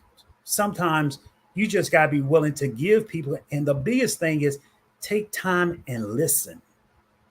Listen to what people are going through. Listen to what people are challenged, and listen to what they are dealing with, because sometimes the greatest value is treat people like they want to be treated, not like what you want to treat. People like they want to be treated. That's what one of the problems are now. People sometimes just need to be sharing what they're going through and who they are. That conversation, she has called me several times, and I never knew that she was the director of one of the Fortune 500 industries in my city. Wow. You just never know who you never know. You just never know. Oh, wow. So listening skills, listening skills in that situation. Also, I'm hearing themes of, so we use some of these words again over the past 3 years, but here Wade is showing you, modeling the actual behavior. So I want y'all to pick up on that as well. He's not just speaking, he's actually doing it, which is something that I look for in leadership skills. So, that listening, but also empathy, and being able to just sometimes just giving people the time and the respect as Can we talk about that word? Because that word, Yes. especially, you asked me how leadership has changed. Do we respect each other? Do we respect each other? I worked with a gentleman a few years ago at a local hospital. And he brought me in and he said, Wade, I need you to work with my group. And I said, well, why? He says, well, I think they have potential, but I don't have the ability to bring it out of them. And I have to make a tough decision. See, a tough decision in the corporate world is somebody's going to be leaving. Yeah. And I said, well, his name was Ed. I said, Ed, why don't you let him go? He said, Wade, no, because I know that they have potential and I just need to listen to them to see what we can bring out of them. And I said, Ed, what's the real thing that you want out of them? He said, look, they are hard workers. I respect them for being hard workers. See, sometimes it's the respect that we have of the skill that they have, and we just need to help people develop the other skill to bring them to another level. Shelley, in 2 months after working with them, they became the number one group in that hospital. Why? Because he didn't let them go, because he respected their hard work, that he grew that their deficiencies of teamwork, of working with each other and understanding what they could do, because he respected them from another level. How well do you respect your coworker? How well do you see not the skill that you want to see, but the skill that they have? And how well are you shining them that you can bring them to another level so that they shine as the person that you knew they could be? That, that as you're saying that, I'm thinking about other situations. I want to know about situations that you've run into. Obviously, we're not naming names, but some of maybe the challenges as you're trying to coach up, right? You're trying to coach up. So can you share some of those? I think that's going to help a lot of us who are on the other side who need some help. How do you manage those? So let's talk about a real situation I'm dealing with right now with a client. I have a client that emailed me last night, and life's like a grindstone. Sometimes it will shine you and sometimes it will grind you to your knees. Yeah. And the information that she sent me was, look, my test didn't come out right. The doctor has scheduled surgery for me next month. I've got to take chemo after that, and I really don't know how to deal with this. See, life's tough, but let's be honest, life's tough sometimes. But sometimes you need that voice in your ear that can help you stay sound and find your right mind. My coach, Les Brown, used to say, sometimes I'm going to lose my mind up in here. Sometimes life's going to make you want to lose your mind. And I've got a call for her this morning, and I just want to say a few words to her. We can make it through. You're not alone. That realistically, I want you to listen not to the negative things that people are telling you, that you can't do it, that you can't make it, that you don't know how you're going to make this out. As a man or woman, think if so is he or she. That's right. In a tough time, you got to change your thinking. You got to get around people that says, no, that's not the way I want you to think. I want you to think not about your limitations, but your unlimited ability. I want you to ask yourself, what can I do today to have a good day? What can I do today to help people move forth? What can I do today just to bring a smile to my face? See, here's one thing I want people to write down. And this is what I do with my clients. Questions are the steering wheel of the mind. Wow. Can you say that again? Say that one more time. Questions are the steering wheel of the mind. Wow. You've got to ask yourself a better question in order to move yourself to a better point of taking action. So if you're saying, well, the day's not going to be good. You got to ask yourself, what can I do today at this moment to make the day good? You've got to ask yourself, what can I do to make myself feel empowered right now? So the question I always like to ask is, at this moment, at this point that you're listening to Shelley and Wade, who are you being? Who are you being that you're showing the best in you? Who are you being when you go into the office? Are you going to be the same old worker you came in yesterday, or could you be a better person? And what's the question you need to ask yourself? Who are you being, so that realistically you can say, who do I need to be to pick up the phone and talk to somebody that I haven't talked to in a long time and bring a smile to their face? Who are you being? Questions are the steering wheel of the mind. Wow. And when you're thinking about leadership, and again, for those who are not in, and another thing, again, so this is my hour with Wade, so just bear with me, because while I have him, I've got lots of questions, okay? And a lot of us have these same questions, but when we're talking about leadership skills and leaders and leadership in general, the distinction that a lot of people tend to make is that when we're talking about leaders, you naturally mean an executive. And I think that is where a lot of us trip up. It's not about the job title. We're talking about the qualities and the skills. And I think when you hit on the point about respect, and the example that you gave about that leader who had to learn, or that organization had to learn how just basic respect of the task-driven force, sure. Right? Can you talk a little bit about even that distinction that, again, a lot of us make that distinction, well, I don't have the right job title, so I'm not a leader, versus, it really doesn't matter what job title. You could be a janitor and be a leader. You could be an analyst and be a leader. You can be an exec and be a leader. Can you touch a little bit on that? Sure. Sometimes we need to throw the titles away. Yeah. Titles is what limit us and limit our thinking and our ability to help each other. In one of my businesses, my wife and I run a real estate business. And I often walk in and I will see attorneys and I will say, good morning, let me introduce myself. I'm Wade Randolph. And the attorney said, well, I'm Attorney Johnson. And I'm like, no, that's not. You see, he wears that title, and that title is the limit because he doesn't know how to approach people just like a normal person. Wow. And sometimes the title that we wear, Executive Johnson, Executive Wilson, manager, whatever, here's the question that we have to ask. What if you lost that position? That's right. Who will you be? So can we go a little bit deeper, Shelley? Oh, yeah. Oh, yeah. See, I've been burned out to the clothes on my back. I lost everything. Even lost a job. They told me, no, if you can't make it here, you no need to come back. And because I didn't have a place to stay, I lost my job too.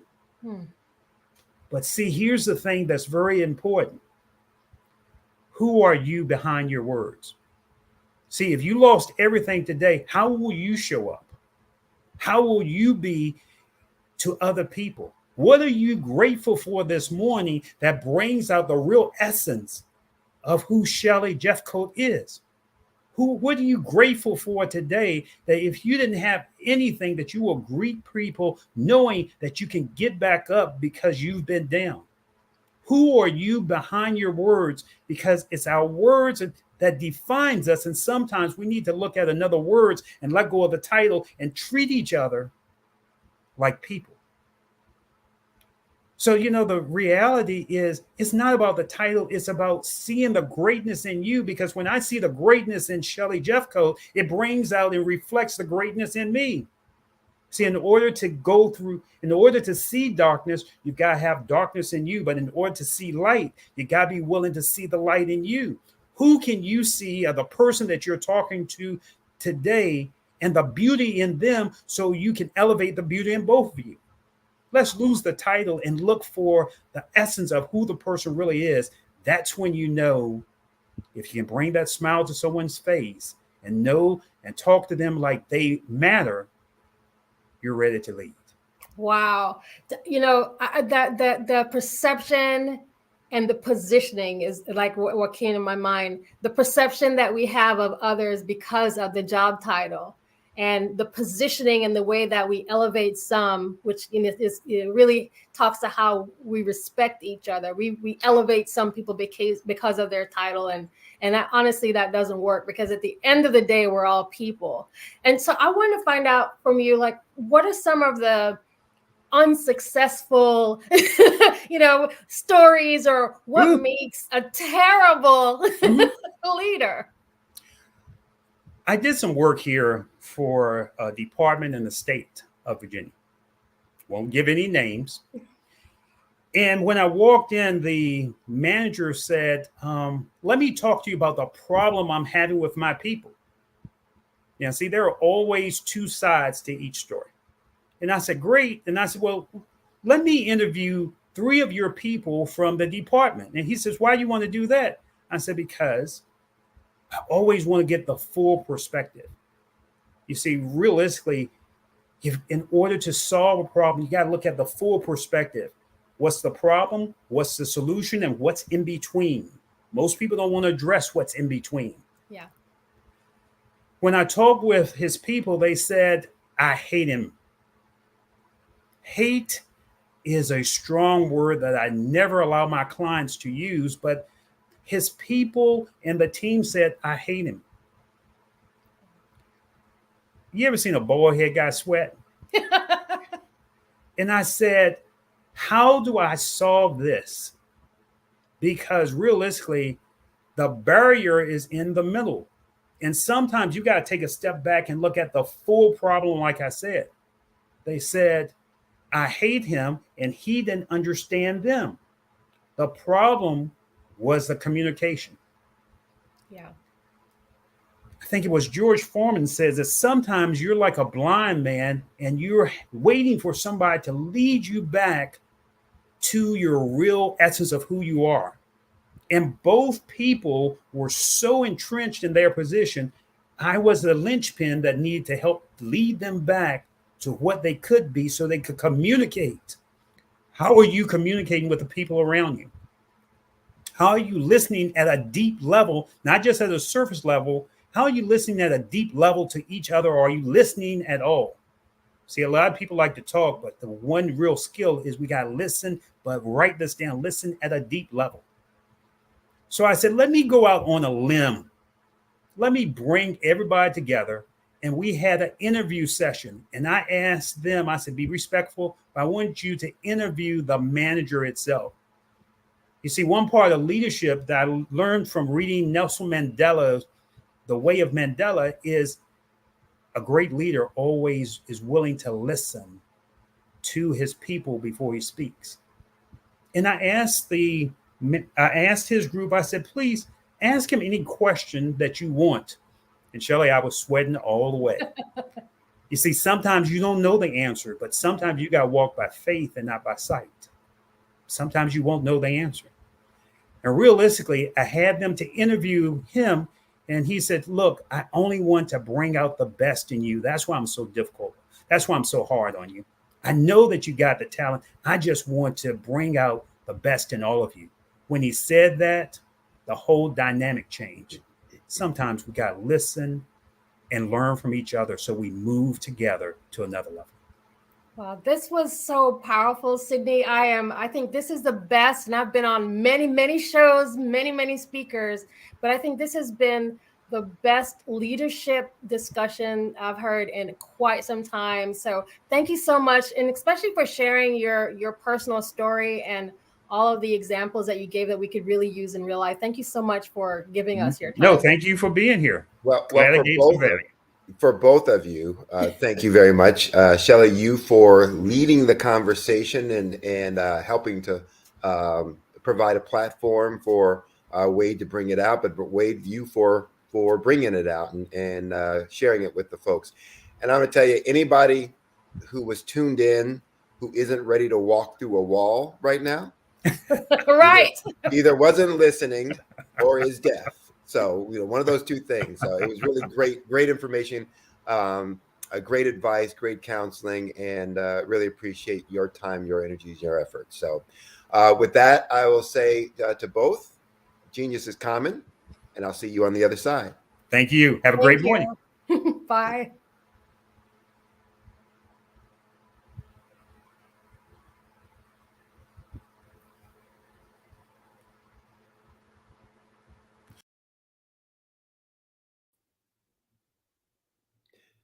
this expo is a fundraiser for students. So you can go to www.blackbusinessexpousa.com to donate to the scholarship fund. Again, that's www.blackbusinessexpousa.com. Or you can use the Cash App that should be rolling through the bottom of your screen using the account number $BBXUSA. Again, $BBXUSA. Our goal is to give laptops and up to $5,000 to 10 students. And students, you can register online at www.blackbusinessexpousa.com. Every dollar counts, so we want to remind you, please donate to the scholarship fund.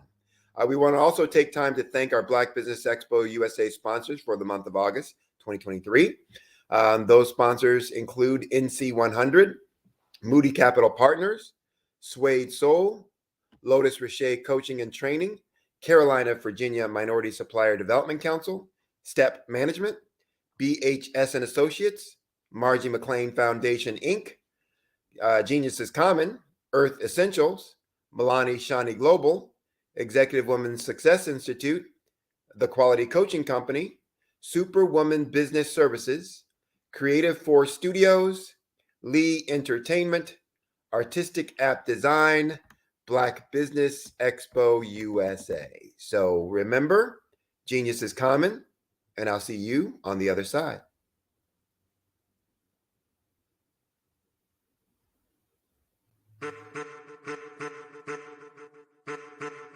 I am a child of the Most High God. He has gifted me in ways that I could not even imagine and didn't know.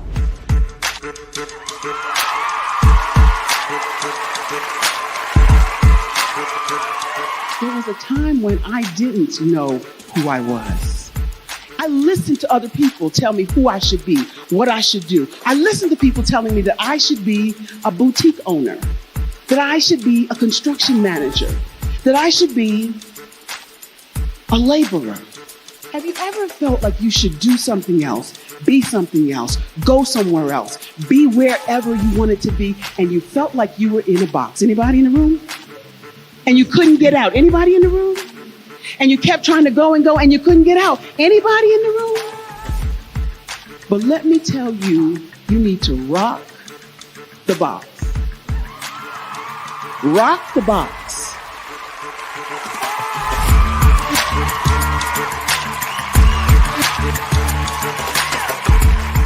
I am engaging, inspiring, and empowering.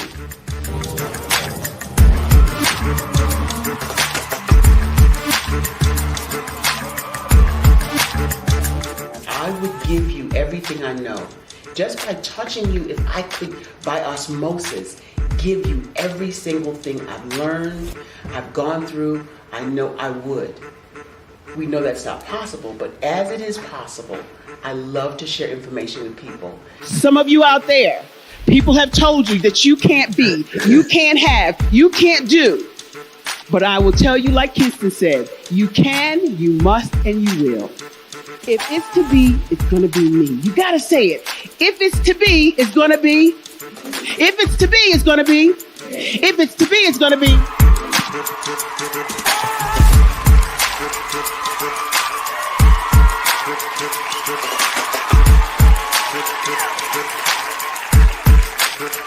Barbara is because she believed what her mama said about her and not what other people told her. Every day you wake up, when you're in a situation, it's your choice whether it's an advantage or the disadvantage. She gained her confidence and her life, and now she is a testimony. If I can help you elevate yourself, then I feel like I'm elevating my own self as well. What you know and I know together can change the world.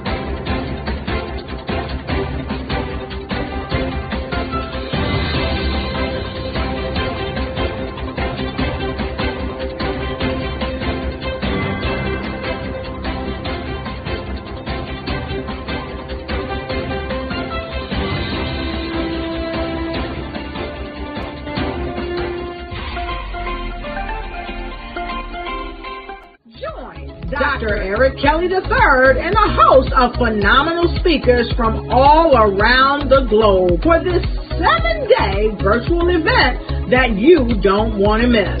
The mission of the Black Business Expo is to raise scholarship money from kids all the way from high school, all the way from college. The Black Business Olympics is one of the largest Black business showcases in the world. It is an opportunity for businesses and companies to showcase their businesses globally. We are going to be giving away laptops up to $5,000 away to students. Again, I'm Olivia Appleberry, the founder of 2 Cents Finance and one of the speakers for the expo. I am so excited to see you there. For more info, go to www.blackbusinessexpousa.com or call 919-308-9090 and hope to see you there. I am Black business.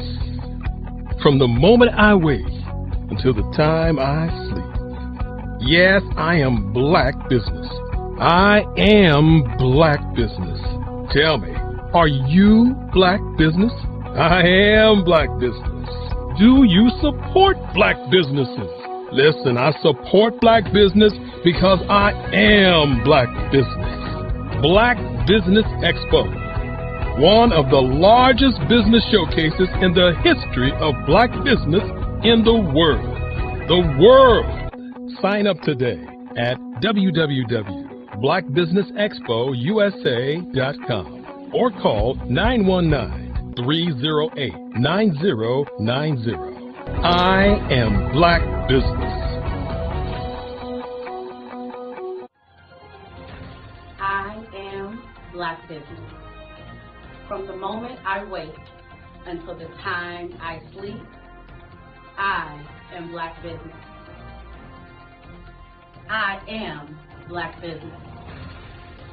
Are you Black business? I am Black business. Do you support Black businesses?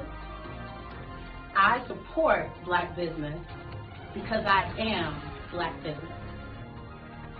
Black Business Expo, one of the largest business showcases in the history of Black America in North Carolina. Join Dr. Eric Kelly III and a host of phenomenal speakers from all around the globe for this 7-day virtual event that you don't want to miss. The mission of the Black Business Expo is to raise scholarship money from kids all the way from high school, all the way from college. The Black Business Olympics is one of the largest Black business showcases in the world. It is an opportunity for businesses and companies to showcase their businesses globally. We are going to be giving away laptops up to $5,000 away to students. Again, I'm Olivia Appleberry, the founder of 2 Cents Finance and one of the speakers for the expo. I am so excited to see you there. For more info, go to www.blackbusinessexpousa.com or call 919-308-9090 and hope to see you there. I am Black business.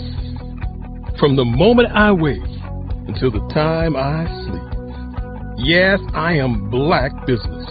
I am Black business. Tell me, are you Black business? I am Black business. Do you support Black businesses?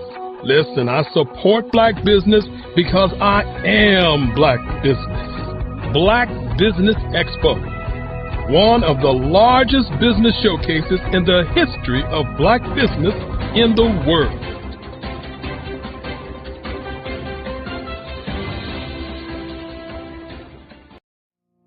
Did you know that approximately 333.34 million businesses exist today, according to a report from 2021? And you may be one of those businesses, or maybe you're not in the business market yet, but you're aspiring to be a business owner. Well, guess what? you're in the right place at the right time. Because let's face it, everything is about timing and opportunity. Hi, my name is Dr. Lotus Richey, and I'm the CEO and founder of the Lotus Richey Coaching and Consulting LLC, along with the Lotus Richey Ignite Show. 15 minutes of success with Dr. Lotus Richey, as well as books to boom your business and bring who you are. And today, I want to bring this amazing message to you about the Black Business Network and the Black Business Olympics. See, the Black Business Network and the Black Business Olympics is designed to help people just like you, that's right, that look like me, to take their business to the next level. Not just in your front yard or your backyard, but globally.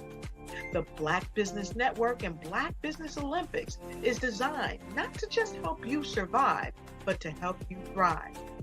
So join us today as we come together with businesses all around the world to support our students, our children, our young teens, our young entrepreneurs. What we do is we come together to help raise funds for students who are aspiring to be business entrepreneurs, who are aspiring and who are thriving in college.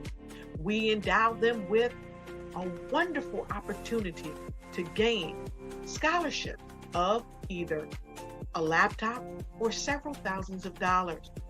And we invite you to help be a contributor to this amazing opportunity to help someone that looks just like you. So join us today at our website and let us connect with you and help you ignite and take flight in every area of your life on the Black Business Network and the Black Business Olympics. I'll see you on the other side.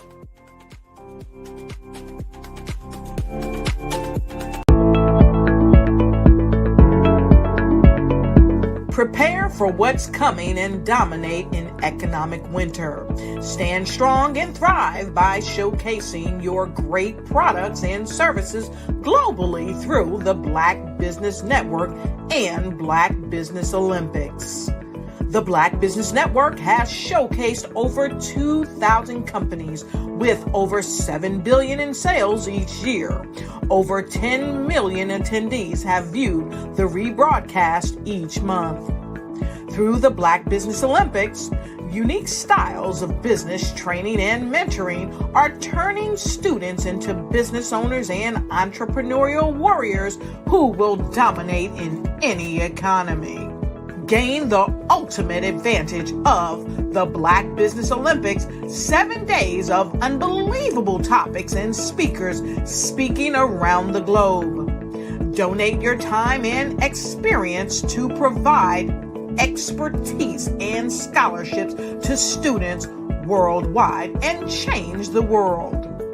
Now, more than ever, new insights, tools, strategies, and capabilities are needed.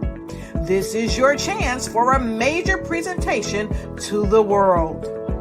Fill out the form and join the more than 2,000 speakers who have presented to over 200 countries. Join the Black Business Network streaming live into the Metaverse, STEM City, Black Multiverse Enterprises, Hulu, Amazon, YouTube, iHeartRadio, Apple, Facebook, LinkedIn, Pod TV, IBM TV, Spotify, and Google Podcasts. Sign up today. Spaces are limited, and we will see you there.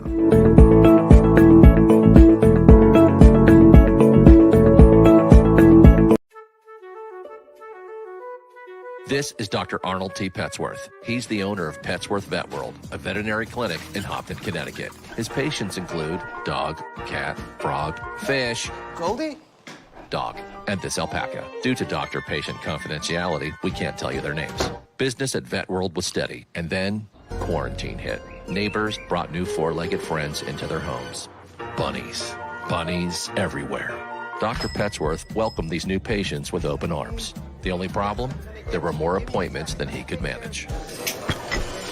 That's when Dr. Petchworth turned to his American Express business card, which offers spending potential that's built for his changing business needs. He decided to hire a new assistant, Julio, and with spending power built for business purchases, he used his card to furnish a new exam room. Together, Dr. Petchworth, Julio, and American Express Business made sure all the pets of Humpton got the love and care they deserve. And everyone was happy. Get the card built for business by American Express.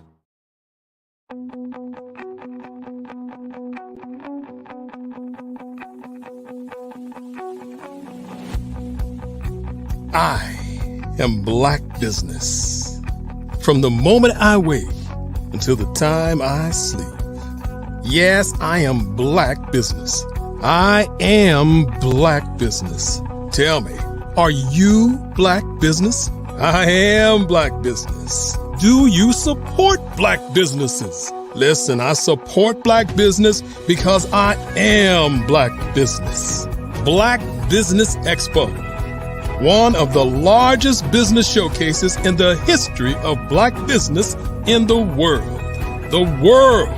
Sign up today at www.blackbusinessexpousa.com or call 919-308-9090. I am Black business.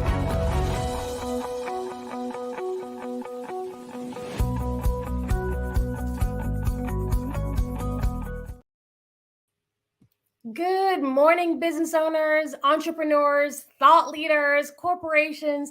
Welcome back to this episode. I'm so excited to join you. I am Shelly Jeffcoat. I'm also known as Mrs. Pie and CEO of LCM Group. I am your business moderator for this morning on the Black Business Network. And so you know, the Black Business Network is a 24-hour business network showcasing Black businesses, business owners, entrepreneurs, and thought leaders worldwide.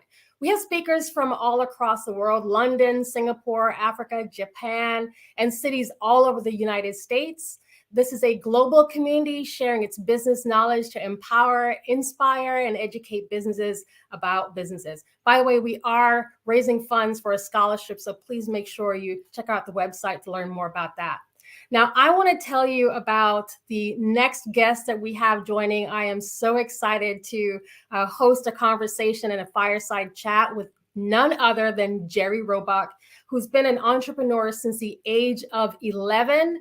I'm going to spend a couple of minutes just to make sure that you know who we're talking to, because this gentleman is a phenomenal individual in business. He actually conceived the biggest event in the history of Black America, the Black Expo, that ran through 14 cities. He's worked with many Fortune 500 companies on event marketing, advertising, and social issues, including some I just want to call out: Pepsi-Cola, Geico, Philip Morris, names that you know, AT&T, Coca-Cola, Chemical Bank, and BET.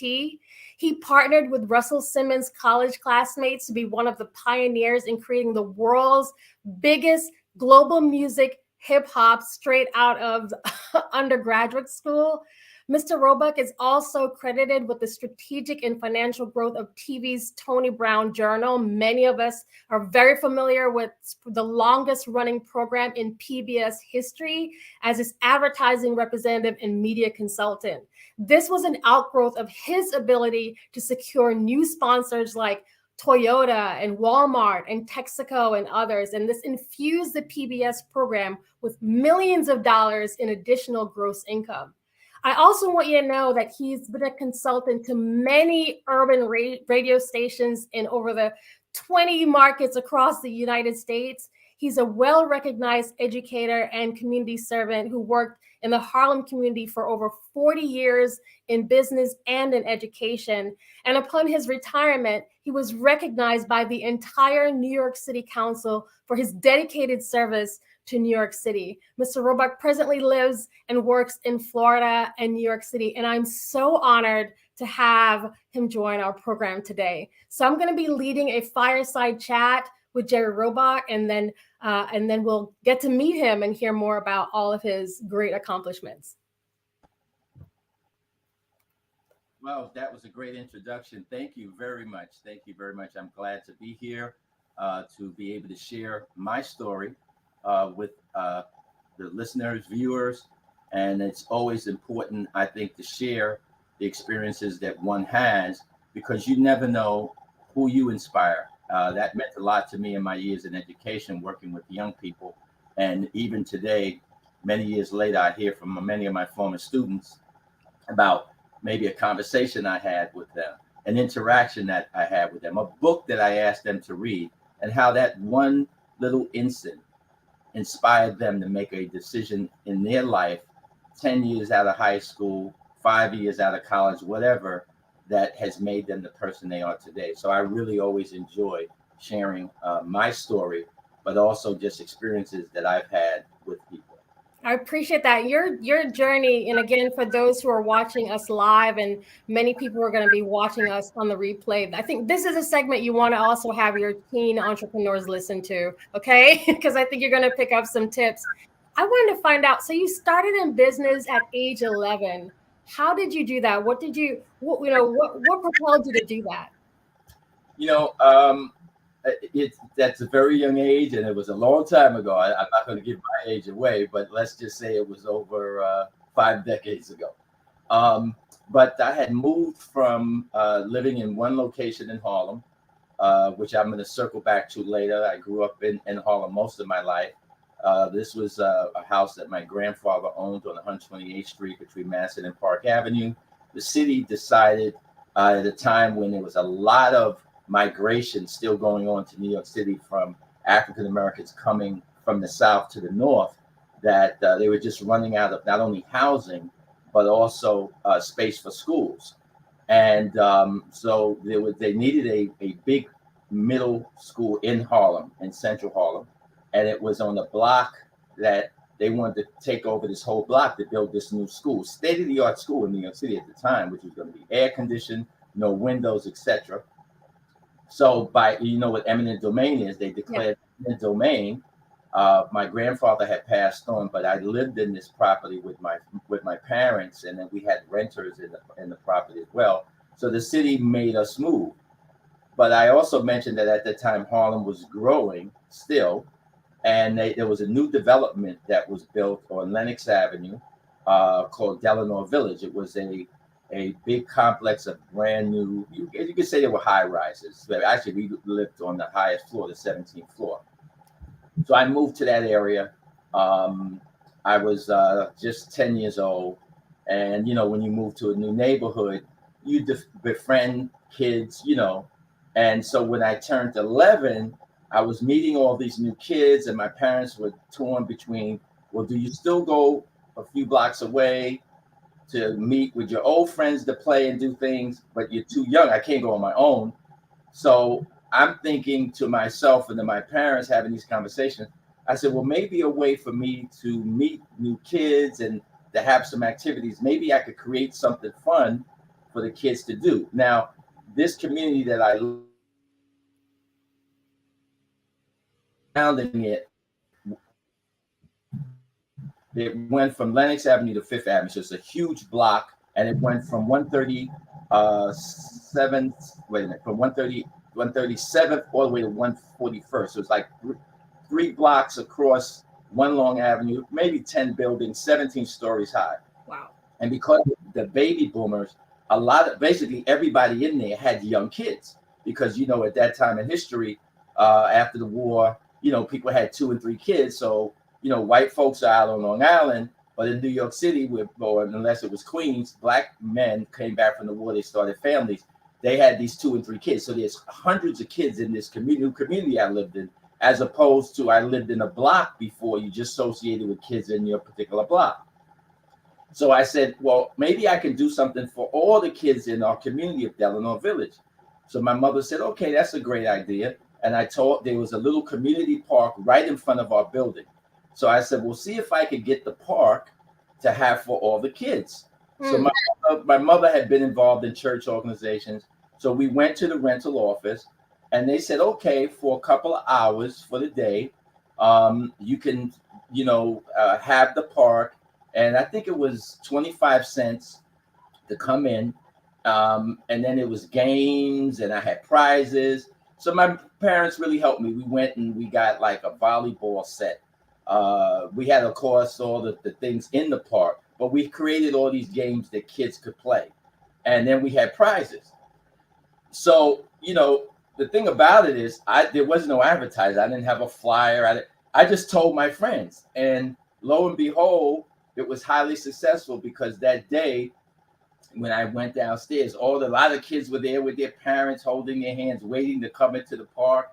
And it was just so much fun. But I'm only 11, and I don't remember exactly how much money I collected, but I made a little profit. Meaning, by the time I paid my parents back for the volleyball game, for the Spalding little round balls, for the 2 or 3 little games that we had, we bought chalk for the girls to do. We bought jump rope for hopscotch.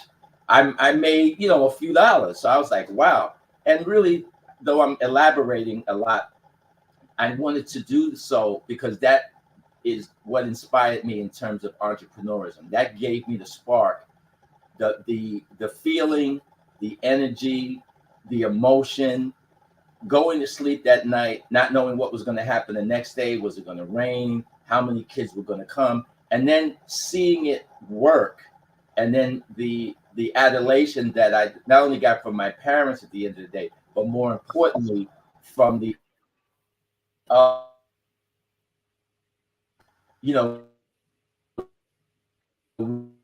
really inspired me throughout life, whether I was doing parties, whether I was doing Black Expo, though that helped me because that carried on through the rest of my life. So I want to dig into a Black Expo, but I wanted to ask you before we get there, we're having just a little bit of technical difficulties, so just bear with us.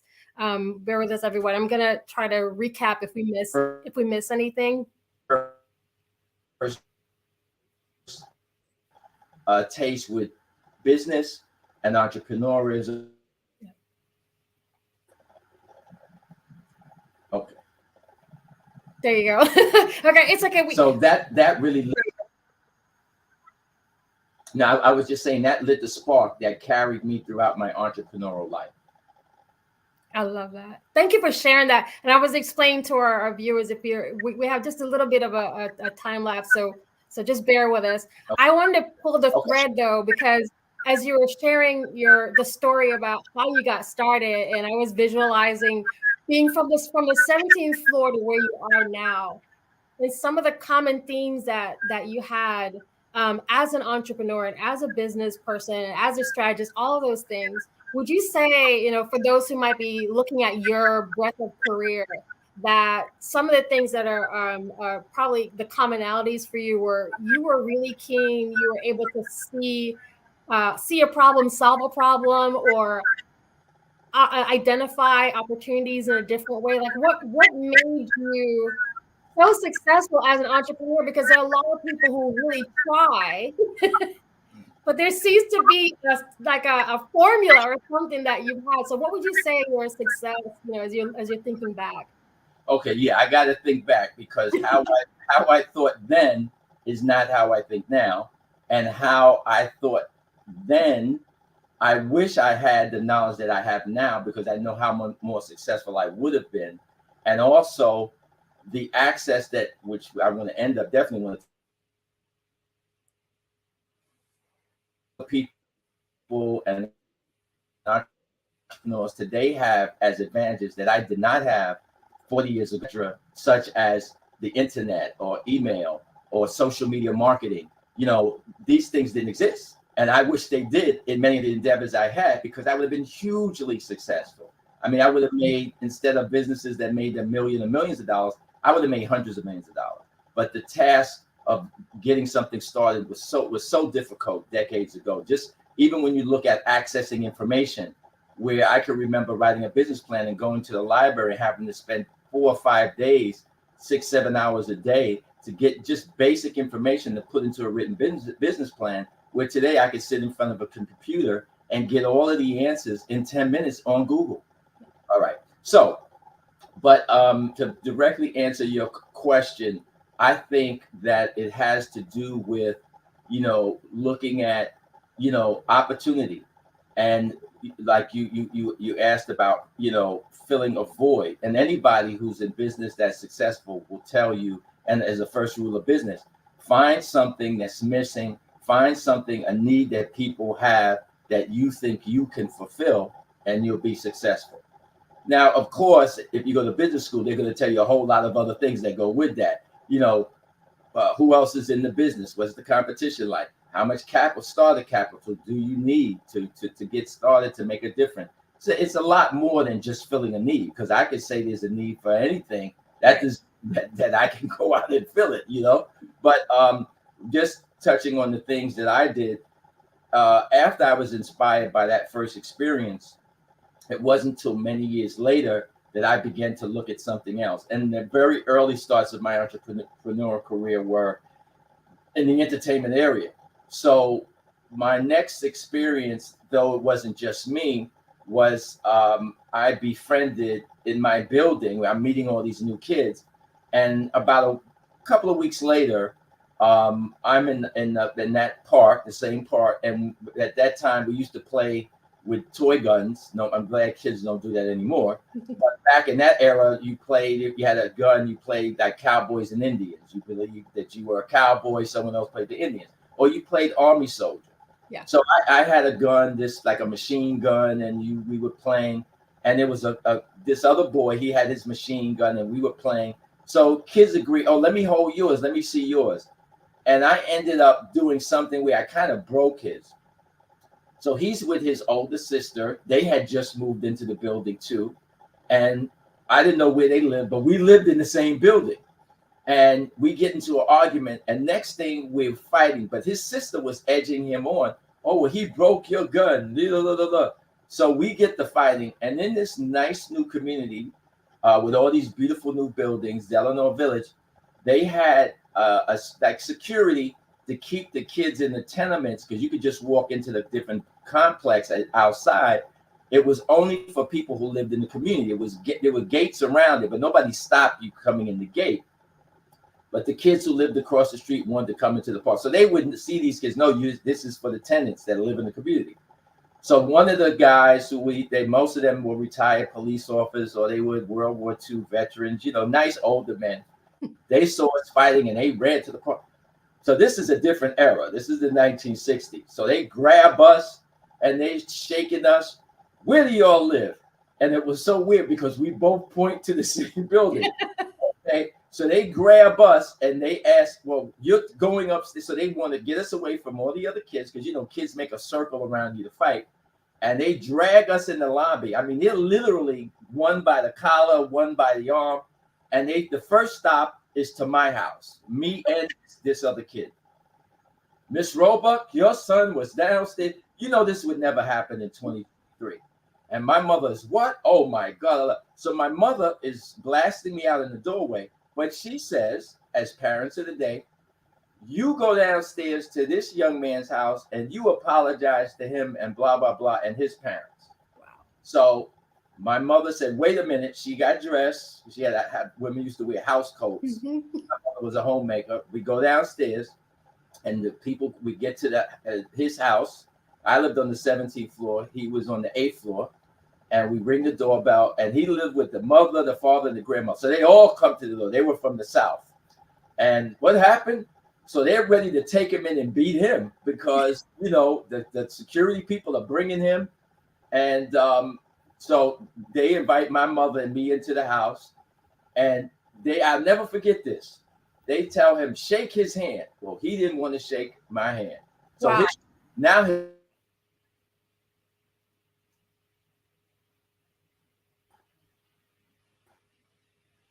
He says, you shake his hand. So then he shook my hand. I was just waiting for the delay to come back. Okay, so now what happens is he shakes my hand, right? But the moral of this story is, to this day, he became my godbrother because he went to the old Catholic school that I went to, that he had just started at, because he lived in a different part of Harlem.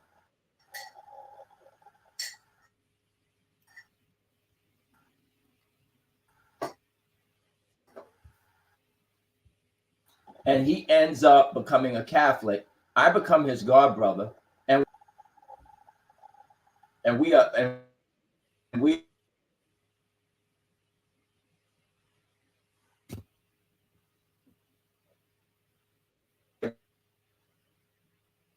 we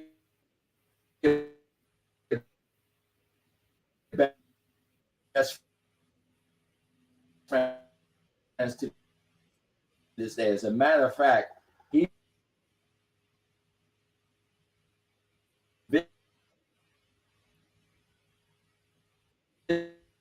visited me.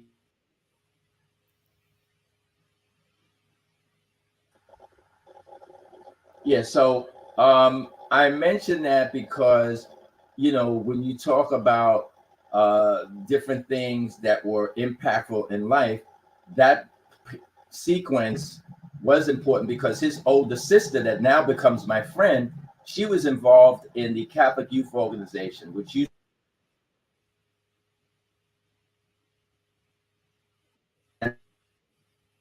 that was important because all throughout Harlem, you had that were packed on Sundays, and a lot of all the schools were packed where you couldn't even get into a Catholic school in Harlem at the time because of all the migration of people coming from the South.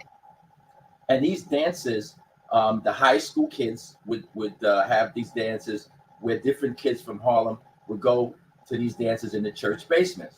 Well, one of these dances, she asked my god brother and me, who's her brother, and now she's my god sister. This is a few years later. I need somebody to work in the coat room. And we're not in high school. We're just grammar school kids.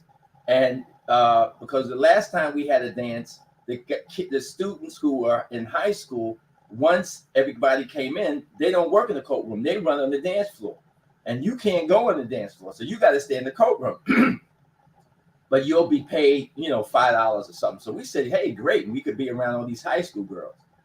So we go, and I experienced seeing several hundred high school kids pay money to come into this party at this church basement. I hear all this music by Smokey Robinson and the Temptations and Diana Ross. I see the teenagers dancing, and I'm just fascinated. And this is in the era where there were Victrolas, where on the stage in the auditorium, they would put a 45 on the turntable, and they would put the microphone over the PA system by the speaker on the turntable and play the record, and the kids would dance. And, you know, it was just like, I'd never seen anything like that. But what really got me excited was at the end of the night, because I'm there with her. So all of the students on the committee, they start counting up all the money, and they're excited. And they're like, wow, you know, we grossed $600. This is like thousands back in the 60s. And the coat room made this, and we made this off the sodas. And I'm like, wow, they are rich. I'm like, wow, they get to keep all this money. So on the way home, she said, no, it goes to this. But I'm like, what if I did this and I could keep all this money? I'll be rich. That's right. You know, so that inspired me. I said, when I get to high school, I'm going to do a dance or a party, but I'm not doing it for no organization. I'm going to do it for myself because I want to be rich, you know, because I'm this little 7th grade kid or whatever. So this is so now when I get to high school, I go to Catholic high school. I had to wait till my sophomore year, and I get involved in the same committee to learn the intricacies of doing these parties, these dances. I was only involved for a year because the high school I went to, and what we used to do then, as I went to all boys high school, so we worked with other all boys high schools. One was Powell Memorial. That's where Kareem Abdul-Jabbar went to high school. He was named Alcinda back in the day. And we worked with girls' high schools to get them to come to our high school, to our high school dance. But it really prepared me. And though marketing today is totally different, how to make a flyer, how to go around to the schools and give out flyers, how to talk to people, be it a band that we were going to hire, all the things that I needed to know, which helped me throughout my career in marketing. And people would say to me, well, weren't you scared to go talk to this person? How did you approach this person? Well, I learned that in those early years when my assignment with my high school was to organize everything for our high school dance. Now, we didn't necessarily need security, but I had to hire the band. I had to, make sure that we had students on the front door, students in the coat room, that we had students selling the sodas. I was in charge of putting everything together. And I guess those leadership skills, those organizational skills gave me a lot of confidence so that as I developed my checklist and, I made sure everybody was on their post. It was almost like not only being in the military, but I would say delegating responsibilities to other people. Yeah. So when I get to I did this for a year, and then I didn't do anything in my junior year. When I get to my senior year, now I'm going to fulfill my dream, which is to do my own dance, my own party. So I go and I rent, which I couldn't do it myself, a church basement in Lower Manhattan, which was St. Paul's Church. They have a huge basement that holds like 1,500 people. And unfortunately, when they agreed to rent me the place, but there was one problem. I wasn't 18. I couldn't sign a contract. So I had an older brother, was a police officer. I convinced him. We go down there to the church rectory, and he says, "Oh, I went to Cardinal Hayes High School," and he shows his, "Oh, you're a police officer? You're his older brother? Oh, of course, here's the contract." So my brother signs it. Still to this day, I have the tickets that I made up. The name of my party was going to be called, remember Sly and the Family Stone? There was a song they had out, was very popular that year. It's called A Family Affair. And my party was going to be called It's a Family Affair. And I had the tickets printed, and I'm about to go to my school and start selling them, giving it to friends to sell to their friends. And my father, because of my brother mentioned it, got wind of it. So my father calls a family meeting with me and my brother, and he says, "You can't do this. You're not 18. I don't want nothing to happen because some of your friends may go down there. What if something happens? It's going to give the family a bad name." My father was involved in the Catholic Church in a big way. I don't want to get off on that, but he did things with Dr. King, raising money for Dr. King. Wow. Because my father got the Catholic Church involved in the civil rights movement. And he was like, "No. So when you get 18, you can do something on your own." And he lashed out at my brother a little bit because, "Oh, you should know better. He's not of age." And I was pissed at my father. But what could I do? I'm living in this house. So that was the end of my entrepreneurial dream for my senior year in high school. But at this time, what I did with my girlfriend, there started to be parties around New York City at, you wouldn't call them clubs, but different places that were like a club. And I started going, and it kept me inspired. So when I became a freshman in college, after I did make my 18th birthday, there was a club in New York City called La Martinique. And this is pre-disco. There wasn't called discos then, it was just parties. And I went down there and I talked to the owner, and they looked at me and they said, "Well, you're kind of young." I said, "Well, I'm 18. I can sign a contract, and I want to do a party for college kids." Because I had just started college. Now I'm a freshman. And they said, "Okay, but our place is open on the weekend, so we don't rent." I said, "Well, I want to do something the day before a holiday."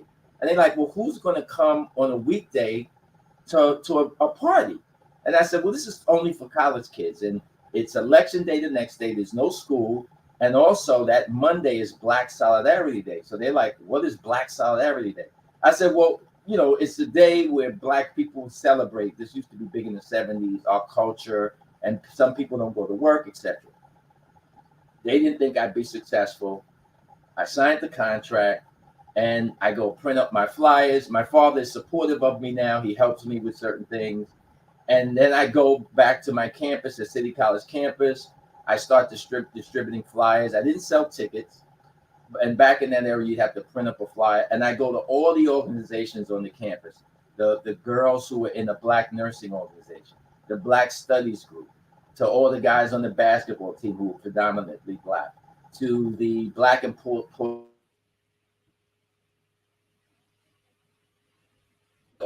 all the fraternities. And I would just get, "Oh, give me that."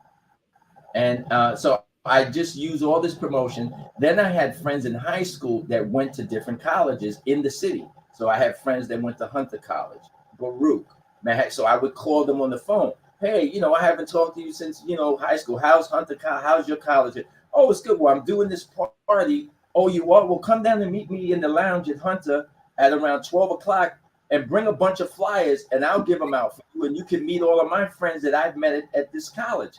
So I would go to the different colleges when I didn't have class on a particular day. And I even had to print up more flyers. I must have given out thousands of flyers. So now it's the first night of my party. I don't know what's going to happen. All the butterflies come back to me of when I first was an entrepreneur, age 11. And I remember telling my brother, and this is weird, this may seem strange, the club opened at 8 p.m. and closed at 2 o'clock, which is weird for New York because years later, clubs didn't open till like 10 or 11 and they closed at 4 or 5, and nobody came out until midnight. But back in those days, parties started early. And I told my brother, well, it's going to start at 8, but make sure you're at least there by maybe 7:30, no later than 8:15. So I get down to the club, and it was a downstairs on 57th Street, mid-Manhattan. And I remember my sister was in the box office, and the owner comes to me and he says, come upstairs. And when I go upstairs, there's a line down the block. Wow. And what was amazing is that it's only like 8:15 and my brother's not even there. So now people are coming in, it's going on 9 o'clock. And I remember one of my friends from school who had said to me that day, I don't think it's going to be that packed. You gave out a lot of flyers, but I don't hear a lot of people on campus talking about it. So he's online waiting to get in. And then he gets downstairs and he goes, I can't believe all these people here. Oh man, look at the girls, look at this. So they actually, by about 9:20, they had to close the doors. There's no more room. Nobody else. Wow. So one of we call them bouncers, he comes down the stairs. He asks for my sister. He says, excuse me, there's a guy upstairs. He says he's your brother and he's your brother's brother. He's supposed to be working here tonight. And it was my brother, the police officer, with another one of his friends. Couldn't even get in. So then he comes down the stairs. He's like, oh my God, you did it. You pulled it off, So, that was, a great success. So when I talk about circling back to that first experience as a young person, here's what transpires for me. So now I love doing this party. It was a success. Even later that night, people from my campus, City College, are, wow, this was a great party. There's people I didn't know that went to Hunter College or Brooklyn College that, they were coming in and they're seeing me, oh man, when's your next party? When's your next party? But when I went back to my campus that Wednesday, City College is a big campus. It goes over, I would say, 15 city blocks. And sometimes I had a course at one end of the campus. I'd have to walk to the other end of the campus. So you're talking about maybe a 10-minute walk and then in between classes. And I can remember that day walking from one end of the campus to another and just being stopped by students.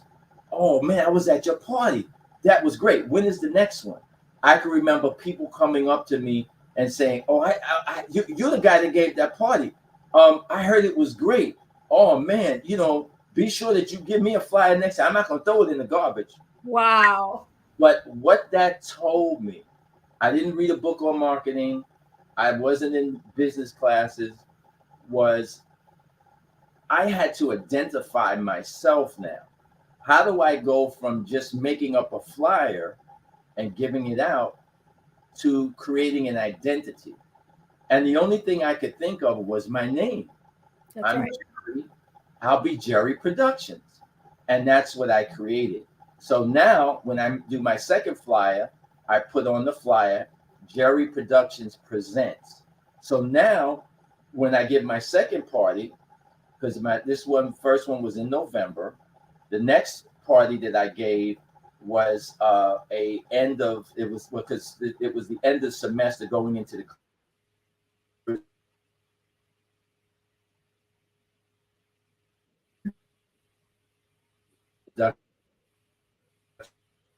Presents. So now as I'm giving the flyer out, come to my next party, Jerry Productions. And then they would start to tell people on the campus or on the other this is the party, man. This is Jerry Productions. So as I'm hearing this, I said, okay, I'm going to make sure at the party that when people come in, somebody might say, welcome to Jerry Productions.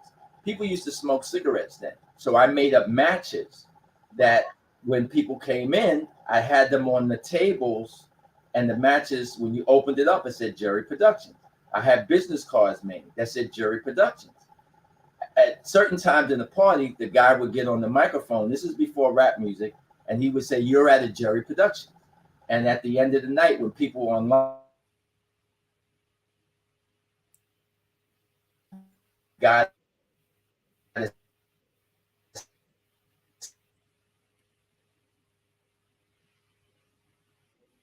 thing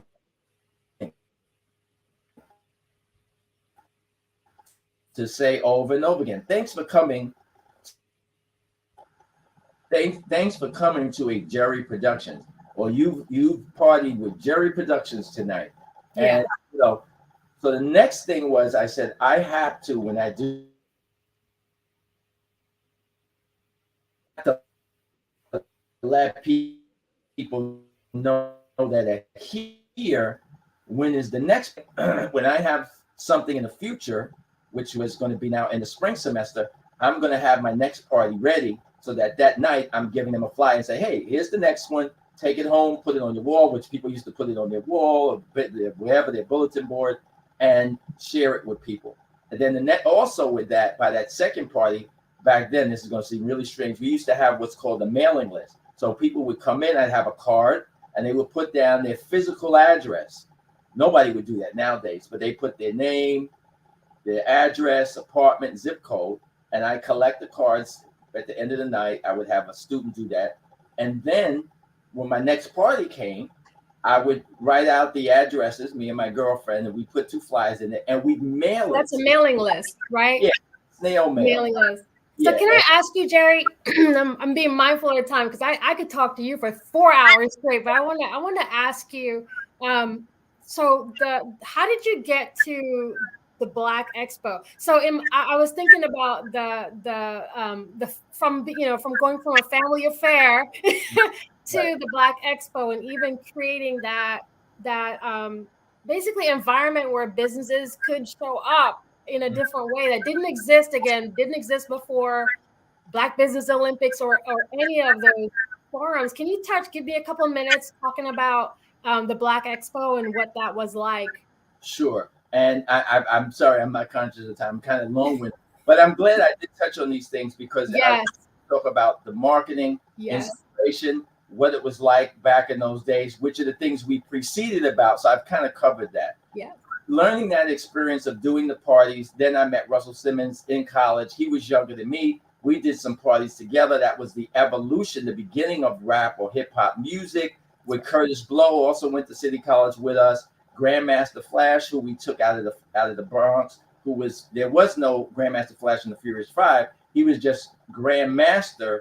He was a DJ, and also you probably heard of Kid Capri. I took him out of the Bronx. So we were doing a different evolution of parties post disco, because disco came a few years after I started my parties, and then we were starting rap in the early, let's say late 70s, early 80s, right? Yeah. So from that, I had now begun to interact with a lot of Black businesses in Harlem and my Black community in New York City.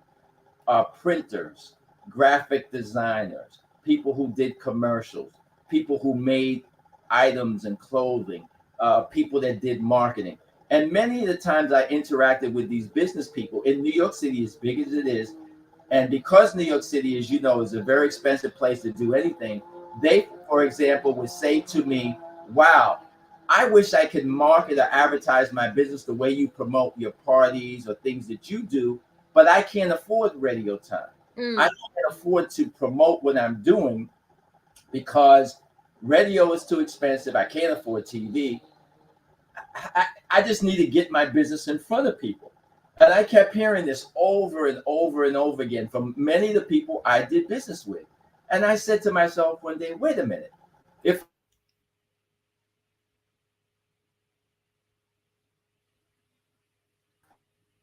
in front of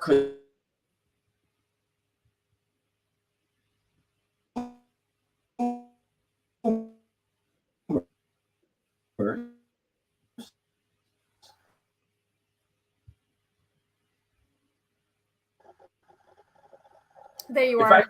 if I could find a way to put them in front of thousands of people, I didn't know eventually it'd be tens of thousands in front of a Right. few 13 cities though, right?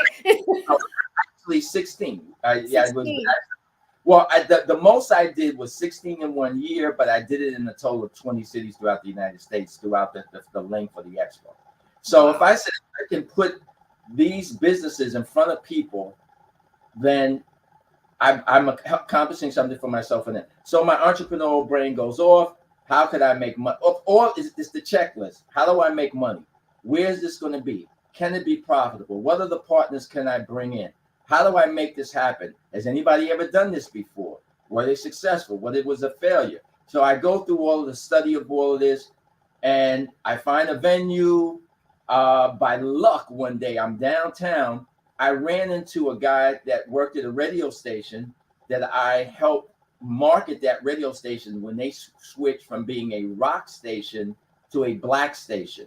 And they just called me one day. This is just a quick story. And they said, we're changing our format from rock to playing black music. And we hear your commercials on WBLS with Frankie Crocker, the black station.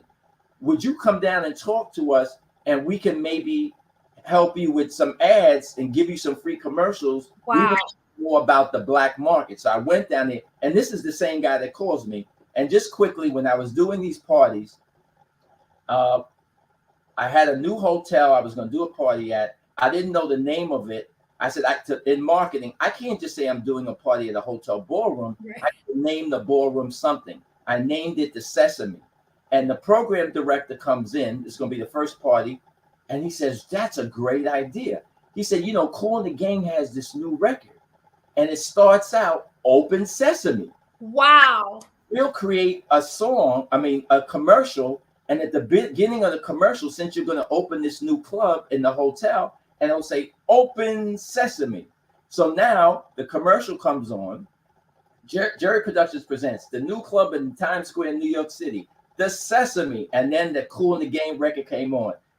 Why, 2 or 3 days later, I'm walking around campus. Everybody's running up to me. Oh, I heard this commercial on the radio.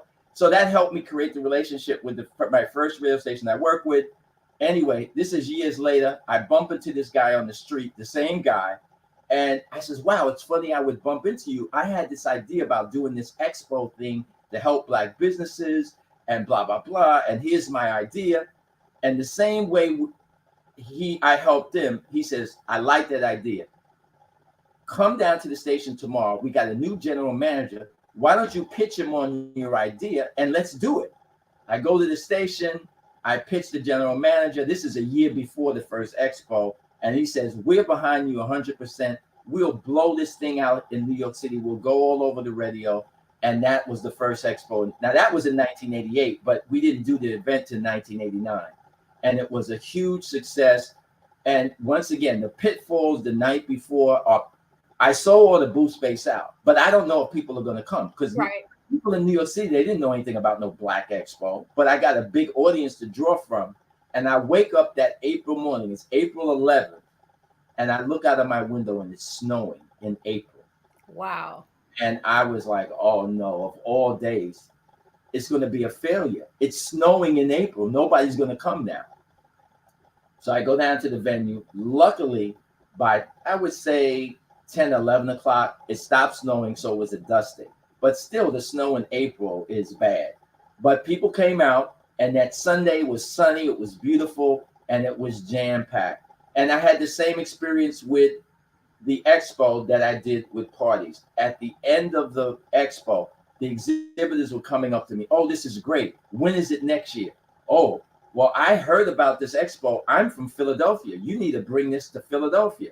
Oh, you know, I called my cousin on the phone, and he has a business in Atlanta, and I was telling him about this thing. You should do this in Atlanta. So all of that inspired me. And of course, the way my brain worked, I would say within 48 hours, after I rested, I was like, I could actually do this in other places. And 2 weeks later, I was on a plane to Atlanta to meet with some people I knew there to plan on taking it to Atlanta. One of the people who worked at the radio station at the time in New York, who was the promotions guy, he was recruited to go to a station in Philadelphia. So he called me and said, hey, I'm not at KISS anymore. I'm at Power 99 in Philadelphia. I want to set up a meeting for you to come down here to set it up. Then I knew some people at DC, and they said, oh man, I heard that you did this expo in New York. I know the guy that just bought the radio station here in DC, and he's actually from New York. I could set up a meeting with him if you want to come down to DC. And so that's how I went from one city to four in 1990. So the second year I did New York, Philadelphia, Washington, and Atlanta. Wow. I'm mindful of the time, and I don't want us to get kicked off before I ask you this question. So we have a lot of entrepreneurs and small, medium business, large business. We have a lot of folks who are watching and definitely learning. I think this is a masterclass in just being a business owner and kind of following your vision and executing on it. And I wonder if you had any encouragement for those who are maybe they're new to business. But just any encouragement or motivation or a word of advice that you'd be willing to share with us. Sure. Well, in terms of, advice and motivation, first of all, you could read a book, but there's nothing like experience. There's nothing like taking the dare. So if you want to do something as an entrepreneur, I would say, number one, get your feet wet, but do it on a small scale. Have a backup plan and just go for it. If you make a mistake, it's okay. People learn by their mistakes, and there's nothing wrong with falling down as long as you get back up. And, as anybody starting a business, whether you read a book or you just heard it, most businesses within a 5-year period, they fail. It's over 90+%. But it doesn't mean that your idea wasn't a good idea. It doesn't mean that you should give up on being an entrepreneur. So whether you have a job or you go back to working on a job, you can do your business at night. You could do it on the weekends. No matter what it is that you want to do, get your feet wet, jump in. There's nothing wrong. I've done a lot of things in my business career. I've made a lot of money. I've lost a lot of money. I've had to shut businesses down. But because I took the opportunity that was presented to me, I was successful. Now, unfortunately, I don't know if I'm getting here in closing. Closing. Oh no, I've just checked. We have time. Keep it coming. So I went from doing parties, promotions, Black Expo. I had one of the first Black credit card companies, the Black Expo credit card with Key Bank. I had my own decorating company where I was doing my own shows and did a few other shows at convention centers for some other organizations. I was involved in the apparel business, doing uniforms for schools. I did, as you mentioned, some marketing for PBS. Well, actually, it was Tony Brown's Journal TV show. So Tony Brown did the expo for me around the country. He was one of my speakers, along with Dick Gregory and many other people. And oddly enough, during my peak years at Black Expo, I could not help him directly because though Black Expo was originally sponsored by Pepsi, I switched to Coca-Cola. And Tony's Brown's Journal was sponsored by Pepsi. Yeah. So he could do the expo, we could be friends, but we kind of couldn't do business together. But eventually, he did ask me to help him once his relationship with Pepsi was winding down. And I was able to successfully keep his show on the air and take him from having just one underwriter, which was Pepsi, to having ONDCP, which is the National Office of Drug Control Policy out of the White House, as an underwriter, Walmart, Toyota, and get him 3 sponsors of his TV show, which helped him upgrade Tony Brown's Journal TV show and keep his show on the air for a very long period of time. So I'm very proud of that. Now, the other thing I just want to mention, which is key to entrepreneurism, and I'm not going to say that these are failures, But these were shortcomings that I had of myself. And I did talk earlier about what I know now as opposed to what I wish I would have known 30 years ago or 25 years ago. And these are missed opportunities. Okay. Being in the seat at Black Expo, fortunately, but yet unfortunately, there were opportunities that came my way that I should have taken advantage of. But of course, I'm trying to run Expo in all these different cities. I had my office, I moved to Atlanta. I had my office there 4 blocks from Coca-Cola. I still had an office in New York where I started my decorating company. I had a warehouse and an office there. So I had a lot going on. I had a lot of employees. I'm producing 16 events at the same time, trying to get my credit card company off of the ground.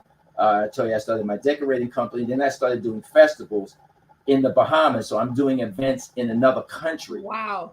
So, and for example, my first event in the Bahamas, I'm going to tell you what my lineup was. Imagine doing a show like this. I had Frankie Beverly and Mays, Cool in the Game, the Ohio Players, Bobby Humphrey, wow, Kurt Franklin,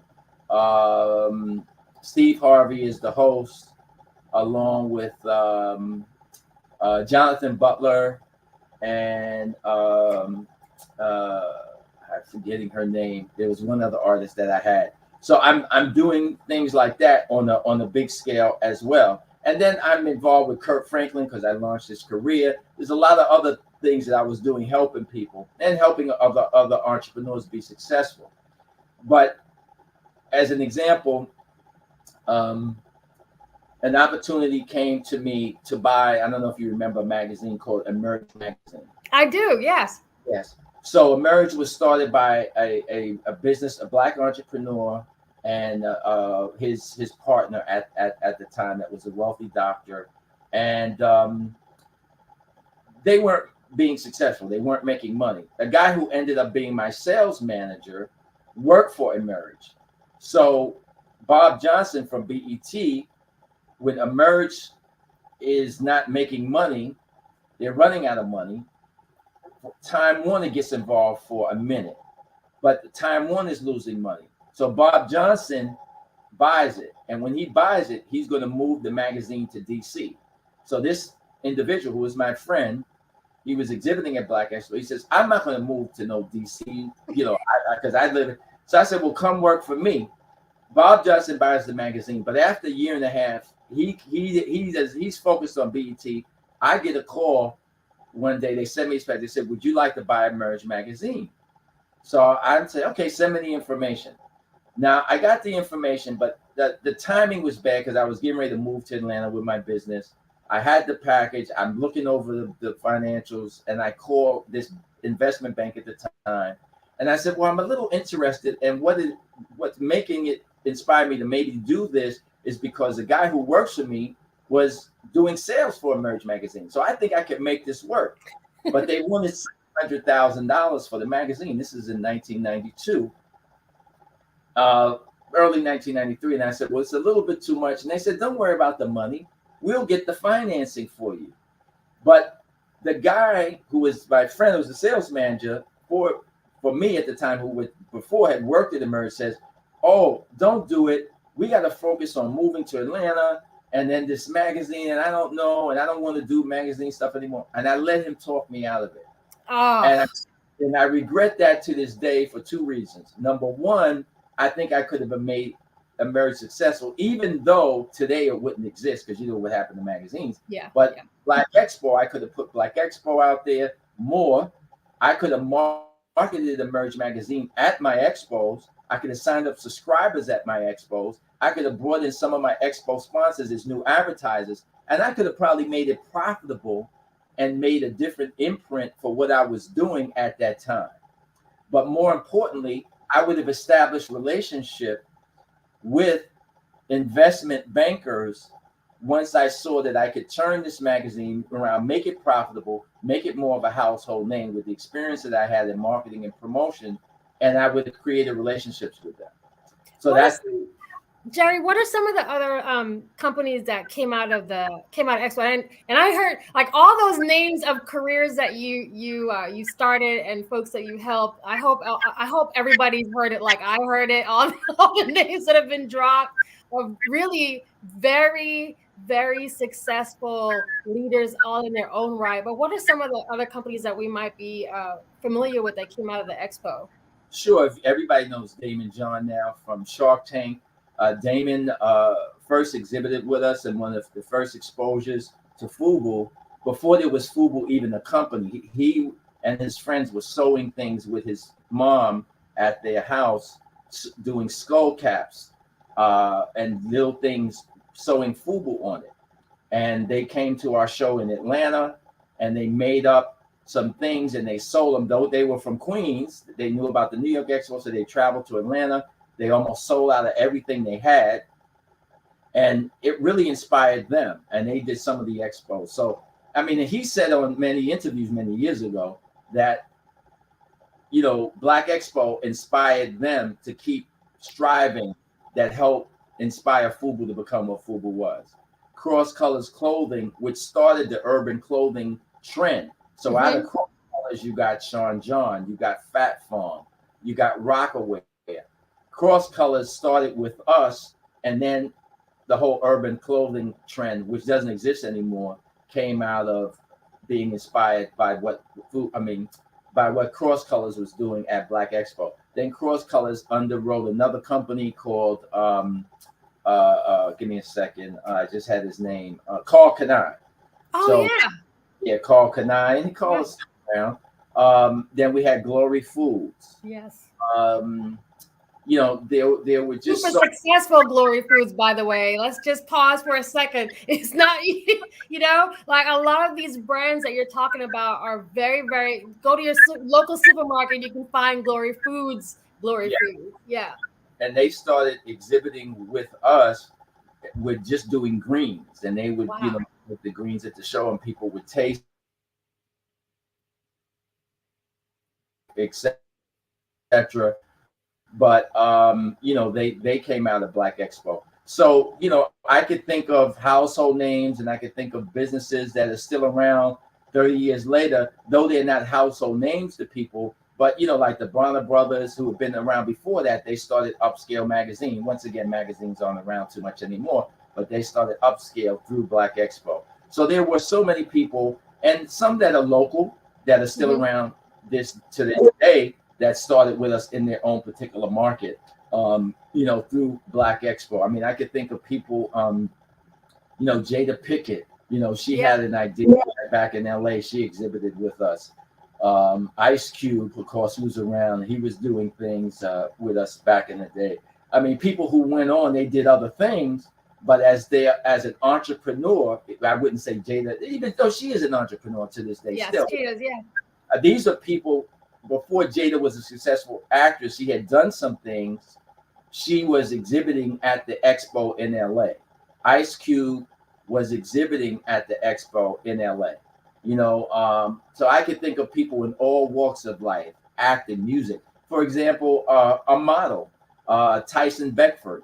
Tyson Beckford did an interview, I believe it was in GQ magazine, and people came and pointed this out. I couldn't believe it. They said, read this article. This guy Tyson Beckford is talking about Black Expo. Now, at the time, he was successful as a model, but not big like he is today. Like if you say that, you wouldn't know who he was, because I didn't know who he was, because I didn't follow who's on a runway or whatever.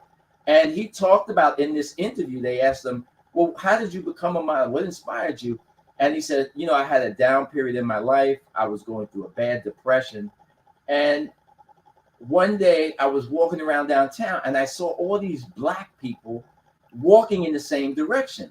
And I'm like, where are they going? And this is New York City. The expo's at Javits Center. The subway train is emptying out. There's tens of thousands of people walking across the west side of Manhattan towards the river where the Javits Convention Center was. And he just started following all the Black people. He didn't know where they were going. And eventually he learns they're going to Black Expo. So he gets online, he goes in, and when he walks in, he says in this interview, he's blown away. He sees all these Black people with a business and all the networking and people buying stuff, and the little kids are happy, and the parents and the entertainment, and he sat in on seminars. And when he left, he said he was so inspired. He was no longer depressed. He wanted to turn his life around.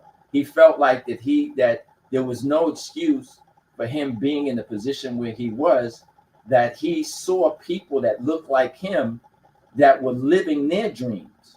And Wow. that made him go out and work to become a successful model. So when I read that article, I was like, wow, I'm really having an impact with people, and it would inspire me, because though people, it's one thing somebody comes up and says, oh, thank you, your business doing good. But when you read something in print, especially in a white publication, and of course, as we know, Tyson Beckford went on to be one of the most successful black male models. I would say, point blank, the most successful black male model in the history of modeling.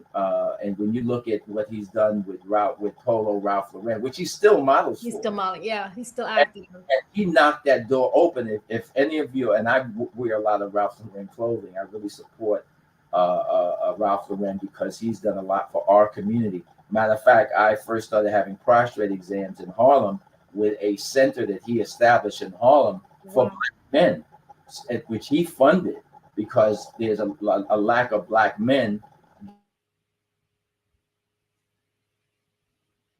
So we don't get prostate cancer. He's done a lot in our community that people do not know about. Can I ask you about the Black So, Spirit group? and Jerry, you can I know, ask you Ralph about- Lauren. Yeah, can I ask you about Black Spirit Group? Yeah. You can touch on that.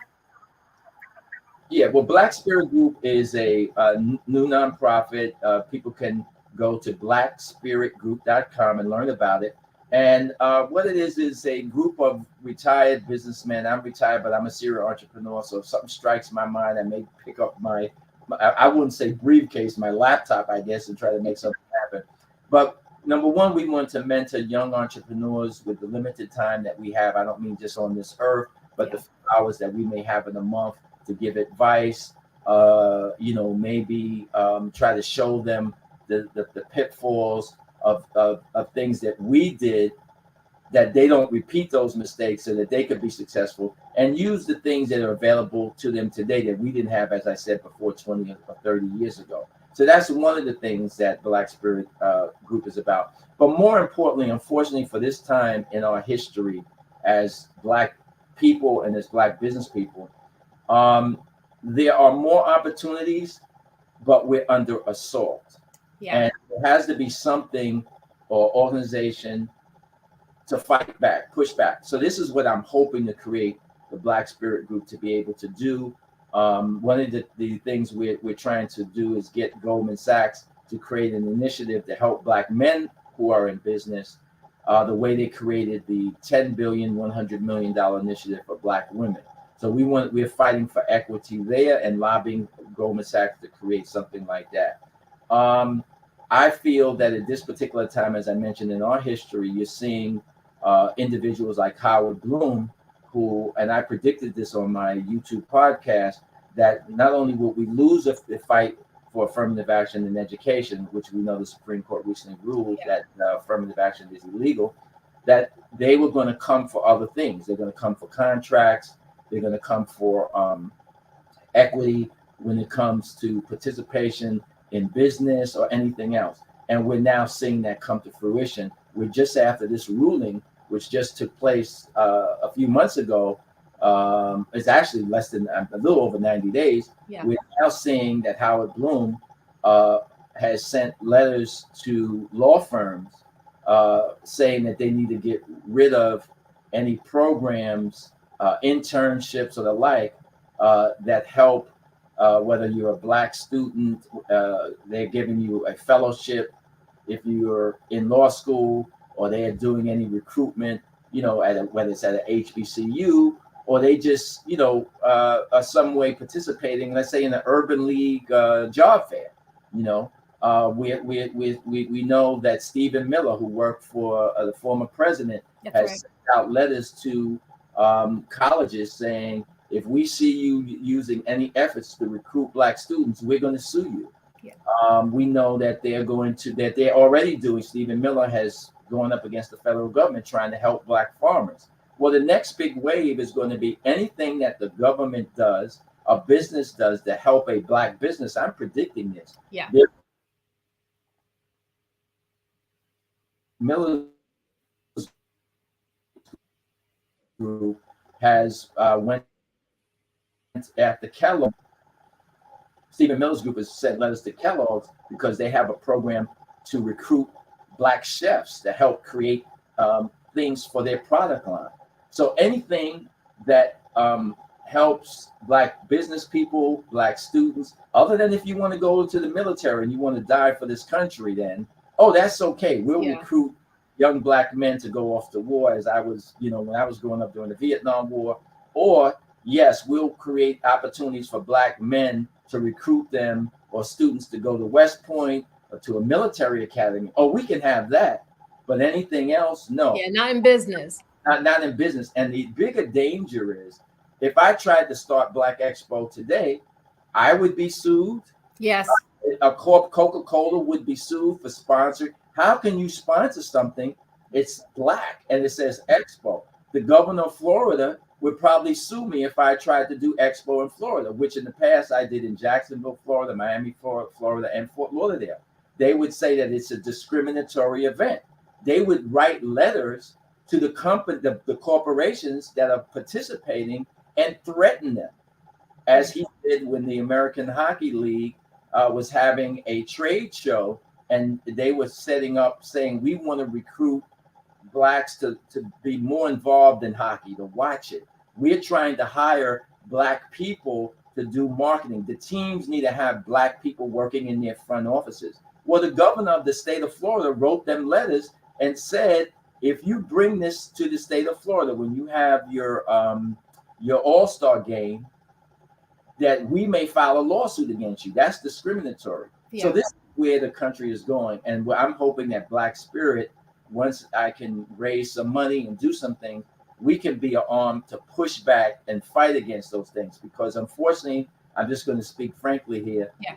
The Urban League, the NAACP is not going to do it. Unfortunately, Reverend Jackson, who used to take on some of these things, and I worked with his Operation Push back in the day, and because of Jesse Jackson, I was able to get money for Tony Brown's Journal. I was able to get money for Black promoters, and we got the Budweiser Superfest. We know Reverend Jackson is not in good health, and he can't fight anymore. Al Sharpton is focused on other things. We don't have anybody out there pushing back. You don't hear anything. No, we don't. Yeah. So that's what I'm hoping Black Spirit can do, because we are going to be in a lot of trouble. Thank God Joe Biden is trying to do what he is doing with the Build Back Better bill. Trillions of dollars going into infrastructure over the next 10 years. And within those bills, the money goes to the states, the contractors. They have to hire a certain number of minority contractors, new contractors, and they have to have minority employees on the job. But, I hope Joe Biden wins the next election, but I guarantee you that if the Republicans get back in office, it's going to be gone.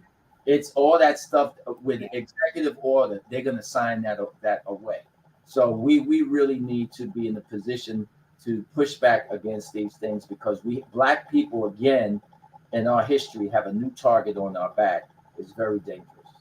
Is there a particular type of business that will qualify for Black Spirit Group?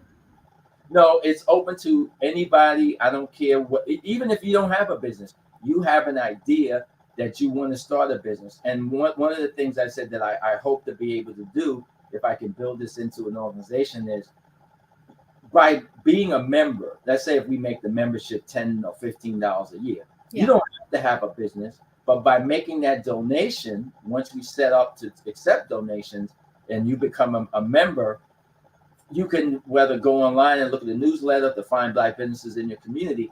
That $15 a year, you don't own the business, but you're supporting Black businesses by helping us. Oh, got it. Yeah. What we're doing. Because if we can raise enough money or find attorneys to fight and file lawsuits against some of these individuals, it's going to take money. And hopefully we'll get some wealthy Black individuals to support this, because the way I'm not an attorney, but to me, the Stephen Millers, the Michael Blooms of the world. And then remember, these people have wealthy billionaires giving them money. Stephen Miller has 3 different law firms backing him up with these lawsuits. And Michael Bloom, the same thing. He has a group of law firms, not a lawyer, law firms that help him. Otherwise, he wouldn't have got to the Supreme Court. Yeah. As I said, I'm not a lawyer, but I think it can be proven through discovery, but it's outright anyway, that these individuals have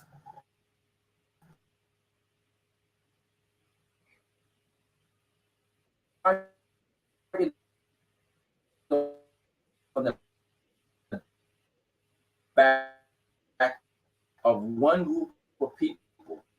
That's us as Black people. The same way they're picking out Asians, and the same way that they are selecting Asians as a model to use against us, we know that they are specifically choosing us based on our race.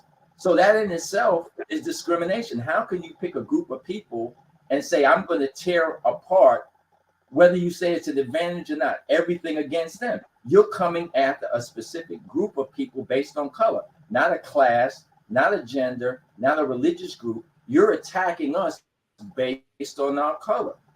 And I think all Black people are defendants and should benefit from any damages that we get, because whether it's in education, business, job opportunities, we are being hurt. Your children, future generations are being hurt because you're singling out a group of people based on their color to impede repeat the bad behavior.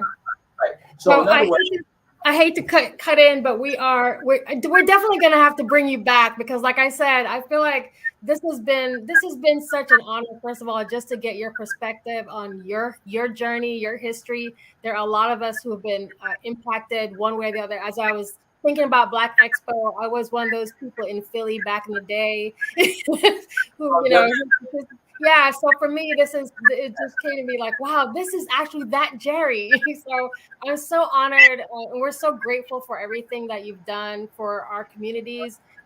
We're all benefiting, including the Black Business Network, because like I said, without Black Expo, none of us would be here. So I definitely honor your time and honor your service and everything that you've done for us. And I definitely want to hear more. Y'all, please check out the blackspiritgroup.com site so you can learn more about that program. And with that, I think I'm passing it to Dr. Kelly.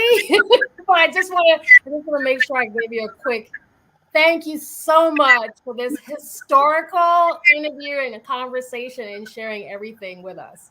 Yes, Shelly, please, thank you so much. Invite me back, because knowing that you're from Philly, I want to touch on those stories about things I had an opportunity to do that I didn't, that I passed on. Yes. Touch on it. And one of the things I had an opportunity to do, which unfortunately I messed up, was to purchase and buy WDAS radio station. The owner, Jimmy Jackson, came to me in Atlanta and said I'd be a good steward. He was selling the radio station and offered me a chance to buy it for $20 million. I didn't, and 2 years later it sold for $60 million. The next year it sold for $100 million.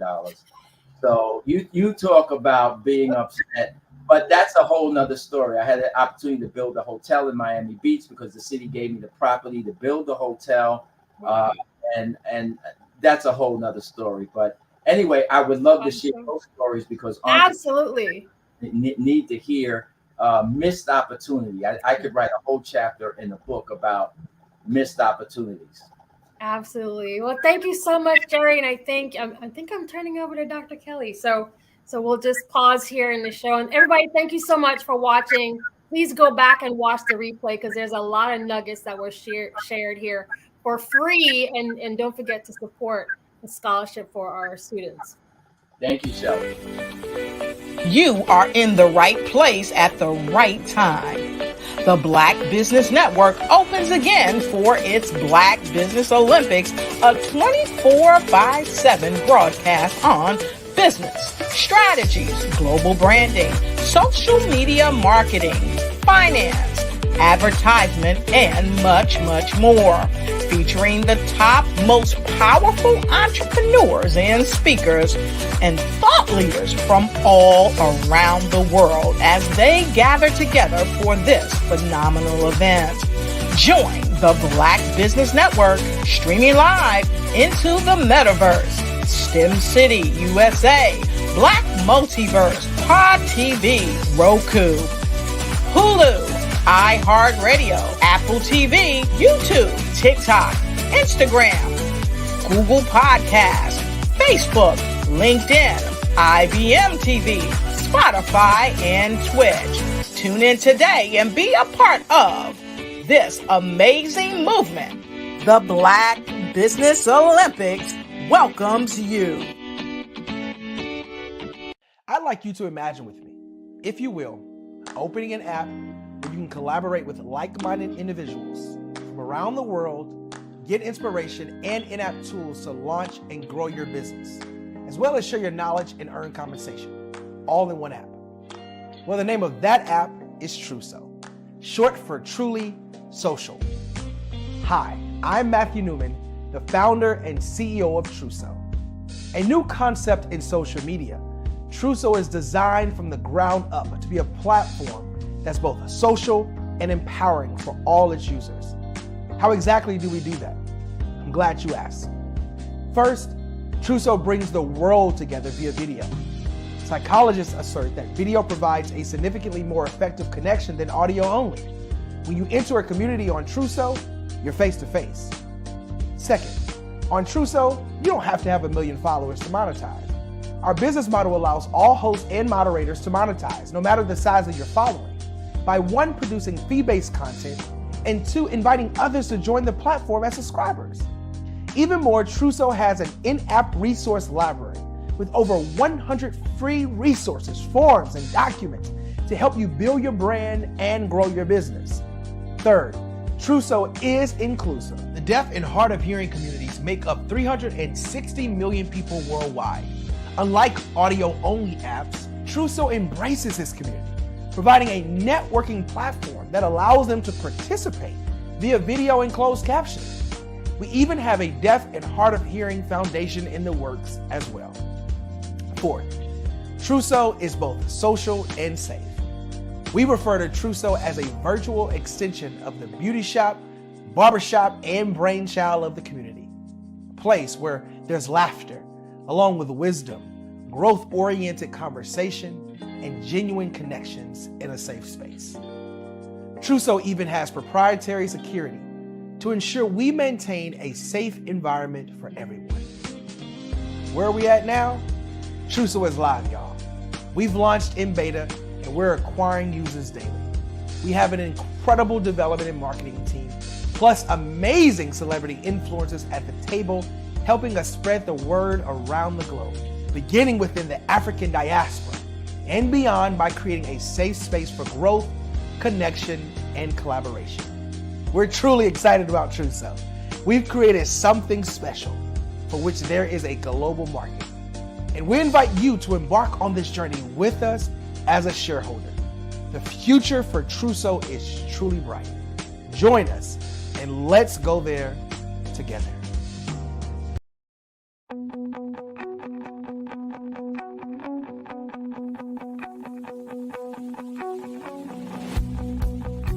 I am Black Business.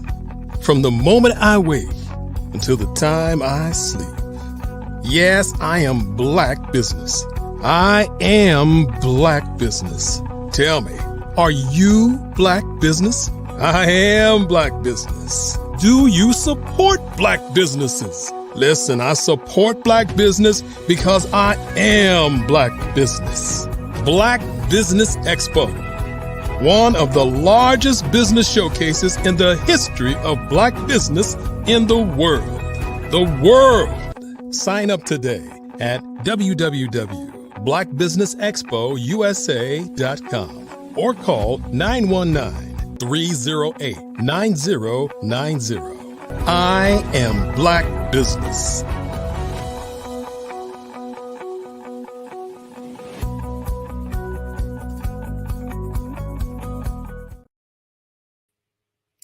Good morning. Welcome back. All right. So this is Shelly Jeffcoat. I'm also known as Mrs. Pie. I'm CEO of LCM Group.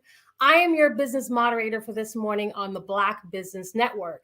The Black Business Network is a 24-hour business network showcasing Black businesses, Black business owners, entrepreneurs, and thought leaders worldwide. We have speakers from here, here in the United States, cities all across the US, London, Singapore, Africa, and Japan. And this is a global community sharing its business knowledge to empower, inspire, and educate businesses about business. Today, we're actually trying to raise money for scholarships. So please make sure that you visit our website so that you can participate in that way as well. And I am really excited to have this conversation. Our next guest is Jackson Crisp. He is from the NFL with the New York Jets. We're going to be talking about providing high-level project management services to elite companies. Jackson's journey has been both diverse and inspiring, and we love that. He's dedicated to impactful causes like Unsilenced Voices and the NFL alumni. Jackson merges experience with empathy in providing high-impact talks. I'm really excited. Today he's going to be sharing his insights on influential speaking. So please help me welcome Jackson Crisp. Hey, Shelley, thank you. How are you? Very good. Very good. Thanks for having me on again. Oh, yeah, I'm so excited. This conversation is, I think this is one of those, again, conversations. Please, if we've got parents watching, make sure you have your kids come back and catch some of this replay, because this is going to help not just business owners, but also a lot of teen entrepreneurs and younger individuals who are trying to come into business. But I definitely want to get some thoughts and ideas, and I have a lot of questions for you. So the first thing I wanted to do is I wanted to understand what you're defining as influential speaking, and how do you describe that speaking style? Like, what would that be for you? For me, it's connected, passionate, and direct with a purpose. Ooh. Right? And so those are all some pretty big words, but that's in terms of generally, that's it. And you have different types of audiences, you have different topics, you have different agendas in terms of who you're speaking with or for. And the one thing that's a common thread through all that's your passion, right? So that's what emotional and passionate connecting with your audience, and you won't go wrong. So over deliver on the passion and connecting with that audience, and everything else will sort of work itself out. This is really key. So a lot of times I meet, especially entrepreneurs, and they're really passionate, or they've stepped into like the purpose of what they want to do, right? And there's a lot of passion behind it. But in practical methods, you still have to be able to communicate your vision and connect. To your point, you have to connect with your audience, and also connecting with your clients. Quite frankly, some folks have to learn how to connect with investors, right? So you can get the business up and running. So I was thinking about influential speaking and how you frame that out. So again, it's not just business, but when you're thinking about coaching people on influential speaking, do you find that you have to define when and where you use it, and what are some of the conversations that you have with your clients around that? Yeah, so there's what I'm going to forget this right now, but cause, there are different types of speaking. You're motivating, right? Or you're teaching, or you're speaking for a cause, right? So each types of those, whatever your agenda is in terms of what you're speaking on, are going to require different types of things in terms of or different types of incorporations into your speech, and calls to action in terms of what you want your audience to do or feel after that speech. Every time you talk, there should be a reason or a purpose behind that, a call to action. Now, that doesn't mean buy my program, but there should have been a purpose behind what you go out and support such and such, or do this, or so. Every time you speak, I would say that you want to sort of work towards that call to action. And so, if I was working with a client, I would talk to them about: are you trying to motivate? Are you trying to teach? Or are you speaking on a cause? are some of your main speaking points. So yeah, and each one of those are different in terms of your approach and your call to action again. And what was I going to say? Let's see. Hold on. Speaking. Oh, It's all right, because I got 500 questions for you. But each one of them has stories, right? You're integrating your own story as you're talking through some of these, and I could talk more about that a little bit later. Yeah. Yeah. So I want to hit on that point, and I kind of pull that thread a little bit more on storytelling. And so as we're thinking about being speakers and how do we share those stories, and again connecting back to the audience, and you mentioned those 3 C's.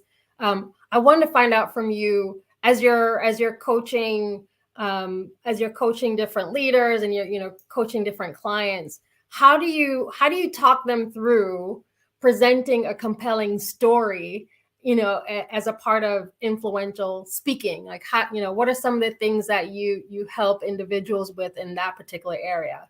Because I think that's something that we kind of all maybe struggle with a little bit. And to your point, shifting away from just the cold marketing and sales technique into actually speaking in a way that you're influencing a change, or you're influencing ideas, or things like that. So I'd love to get your take on that. And then the other thing that I'd love to hear more about is more about the unsilenced voices that cause that you're supporting, and see if we can get some more information from you on that as well. Okay, can you what was the last part of that? The last part is I want to know more about unsilenced voices. Yeah, if we can just touch on that. And then before that is the question about storytelling and how do you pull that in? Because you're so right. Like, a lot of us are either going cold selling, or we're just marketing, but it's not clear about what do you intend to get out of the conversation. Well, remember, and I like to bring up Maya Angelou a lot. And I say her saying, I sort of cut it shorter sometimes, but it's how you make people feel. Yeah. Right. And that's what storytelling does. We all experience the same things and all that. And so when you strike into nerves, where someone's feeling something, and you can explain it and bring it into their emotional, get them into an emotional state and start talking about it, that's where you really start connecting. So storytelling is that, right? And then what you want to do is you want to have a point or bring about what you're trying to portray to your audience or educate them on within that story, right? And it's going to stick a lot harder, and the audience will remember that a lot more. So, and that's basically what speaking is that. As we move into this interview more, I'll talk about some more structural type of things in terms of what a beginning speaker can do, or what speakers do to sort of do that. But as far as my passion, unsilenced voices. Michelle Jewsbury is the founder of that and president. We met at a speaking event, right? And she told me about her mission. This was several years ago. On how they're trying to, their mission is to eradicate domestic violence and human trafficking, right? 2 huge causes. And as I got more into it, I was like, how could I not help with that? How can I help you? Right. And so I came on as a board of directors for her. She did a lot of work over in Africa, and she was starting stuff here in the United States in terms of getting her program started domestically. And so I got together with, some of the folks in the NFL alumni, and we helped kick her off here in the States. And since then, she's been rocking and rolling, just moving things, making change, making impact. And I've stepped into an advisory role with her. Okay. Because we got a lot of things going on as well. So, and the cool thing is, that's part of this. That's part of speaking, right? Yeah. You'll network and you'll meet a lot of people. And when you can pour into someone's thing, you do that. people remember you. They bring you over to help with this cause. They help you with theirs. And so, yeah, that's sort of how I got into Unsilenced Voices as my. Thank you for sharing that. And I think it's important because, when we talk about passion and purpose, and part of the reason that I ask these questions is because there are a lot of individuals who are going to be watching this who are coming from that same place. They have a passion and purpose. And so while we have your expertise, we're going to find out from you, how do you create that kind of, using your speech as a tool so that you can, again. So for me, it's impact, right? So that's one aspect. But whenever I talk to any crowd or any audience, I want to change lives. I want to impact them on whatever the purpose of that speech is, or who I'm talking to, or what I'm trying to influence. We talk a lot through the NFL alumni. We talk a lot to kids and kids' parents, right? 500 to many hundreds of people sometimes. Wow. And you're influencing the kids, and you're also influencing the parents to try to give them the tools to be a better, not a better parent, improve their way of being a parent, because all parents do their best. So that's the purpose. Whenever I'm speaking, I want to impact and influence and change lives.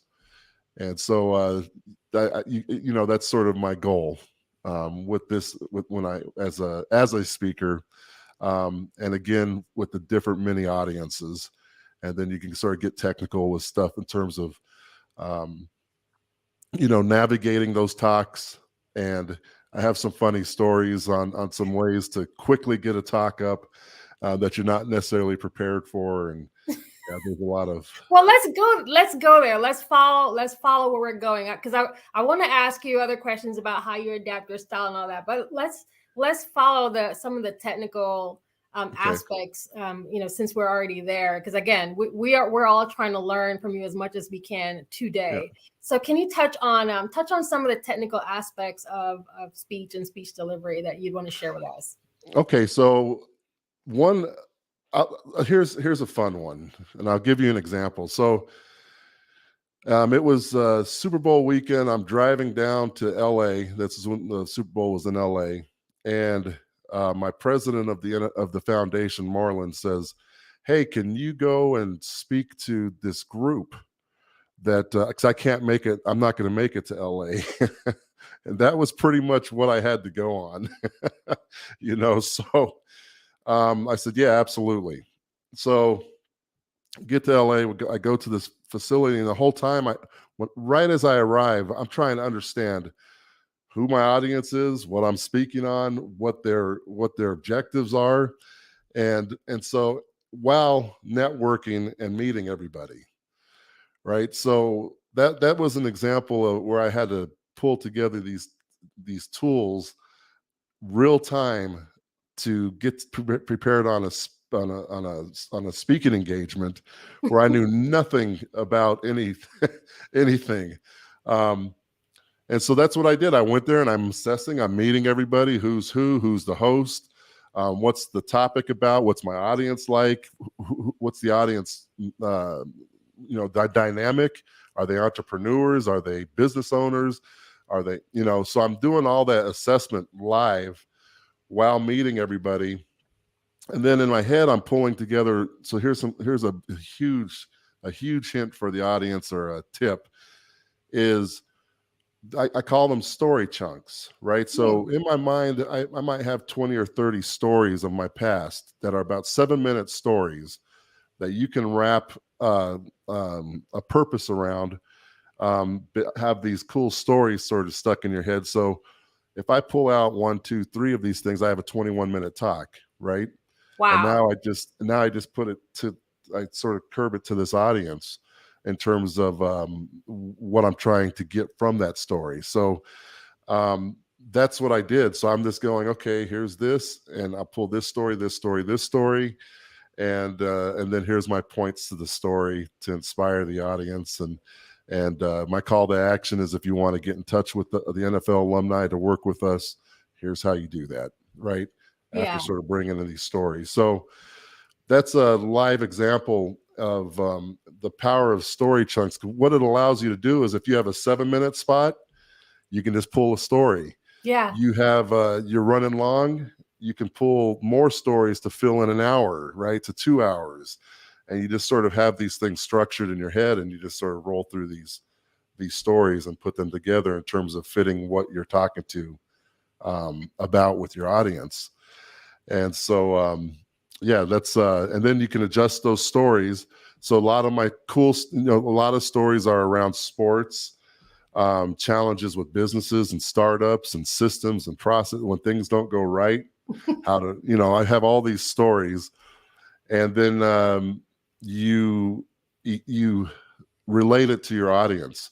So if I'm talking to an audience that's not sports people, everyone understands aspects of these intense things that happen. So I just relate it back to a business owner or a CEO, or these challenges that they have in terms of a story that I might be talking about with football or something like that. That's amazing. I think I'm going to be stealing, borrowing, and leveraging the story chunks idea.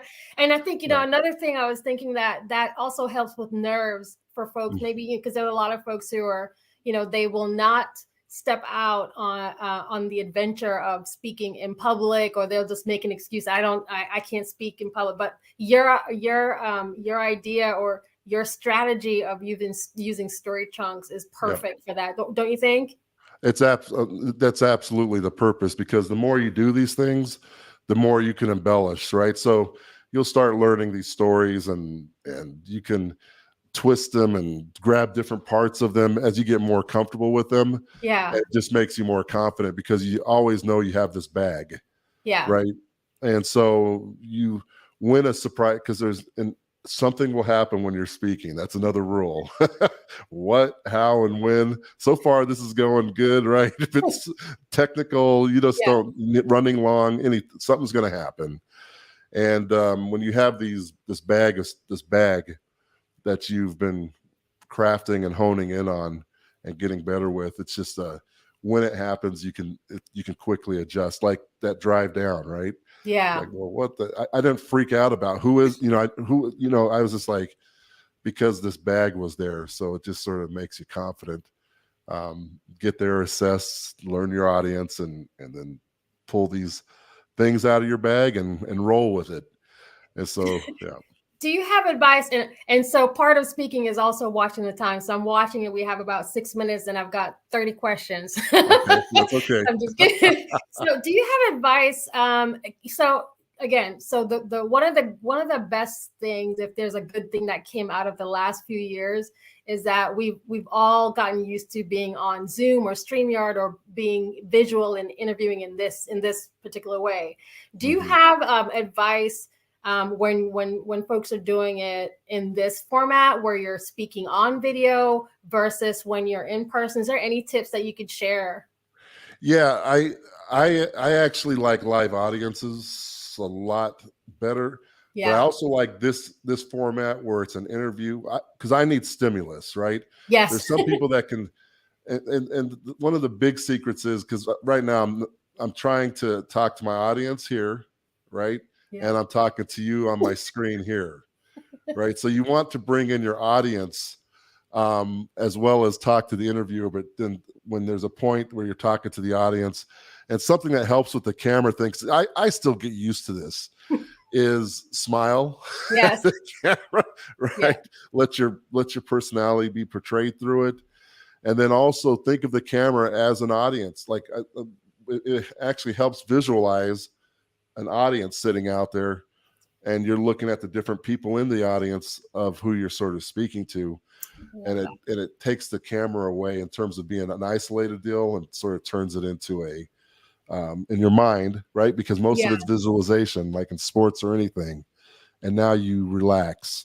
And in my case, I'm talking to the audience, right?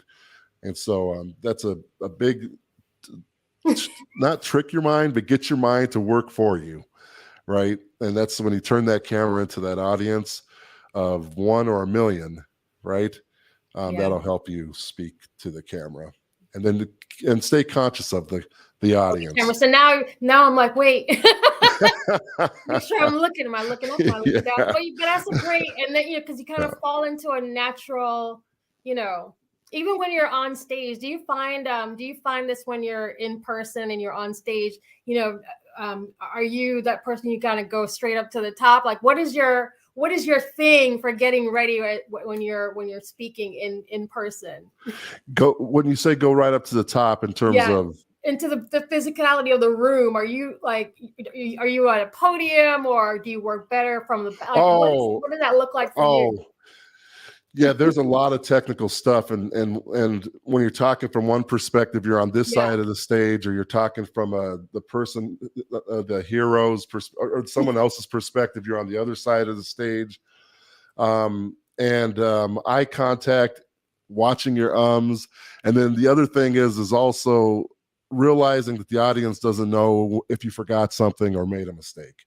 So a lot of beginning speakers will forget something or make a mistake, and then they'll say it out loud. They'll speak their mistake out loud, right?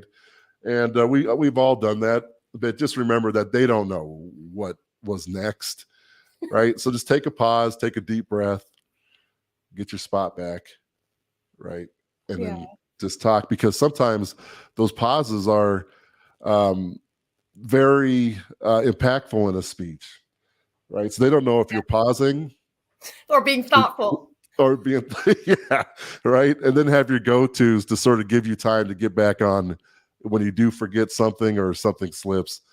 Have a statement or something you say that you can say to the audience, like, yes, yes, right? And you're looking around, and then you're giving yourself time to get back on track in your head if you forget something. So, yeah.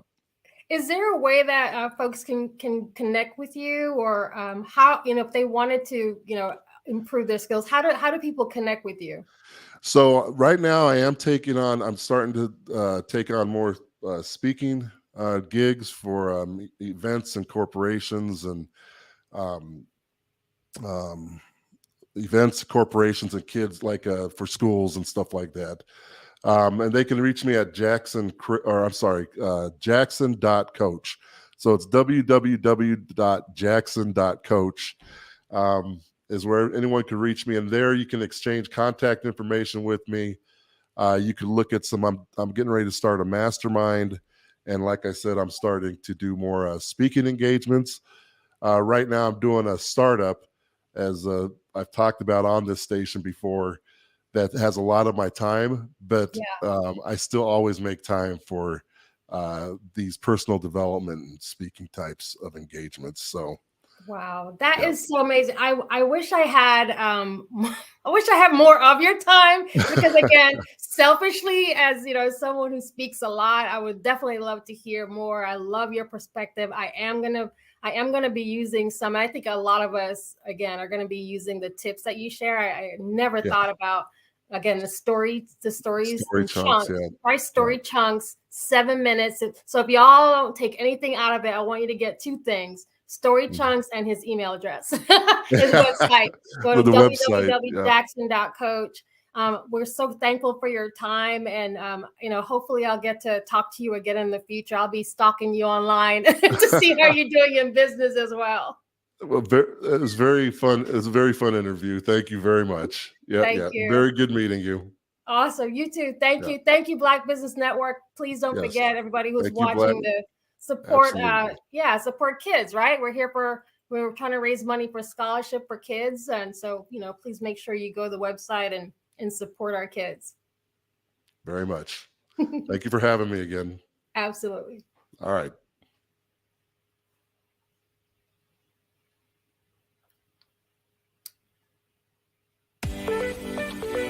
You are in the right place at the right time.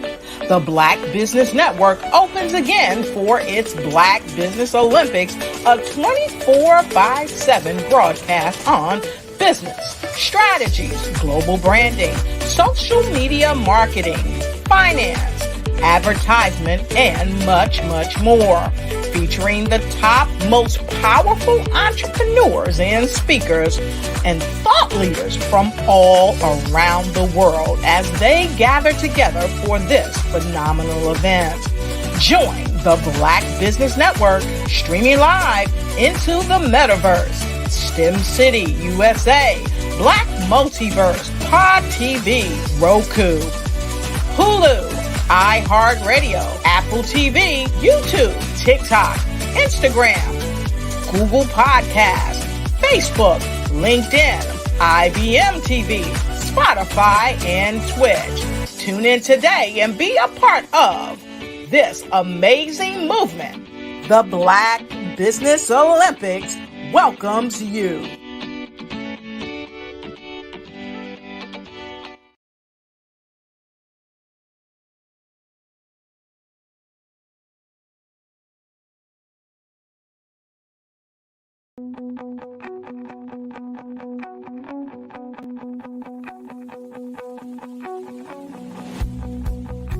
I am Black Business. Hi, everyone. So I'm back. I just wanted to leave you with a few things.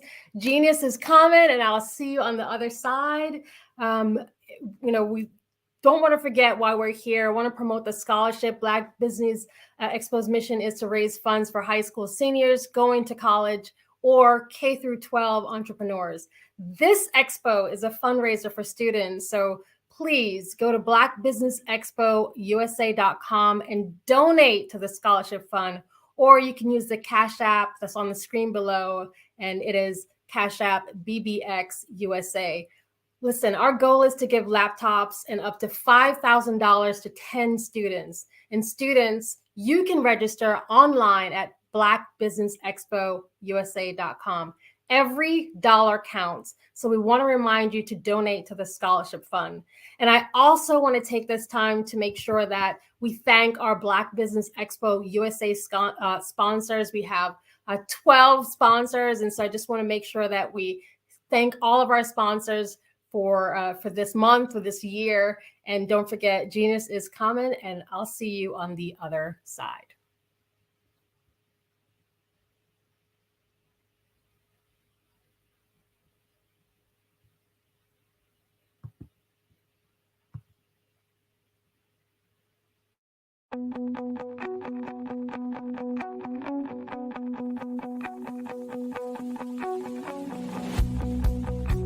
I am Black Business.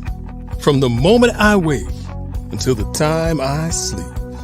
Yes, I am Black Business. I am Black Business. Tell me, are you Black Business? I am Black Business. Do you support Black businesses? Listen, I support Black business because I am Black Business. Black Business Expo, one of the largest business showcases in the history of Black business in the world. The world! Sign up today at www.blackbusinessexpousa.com or call 919-308-9090. I am Black Business.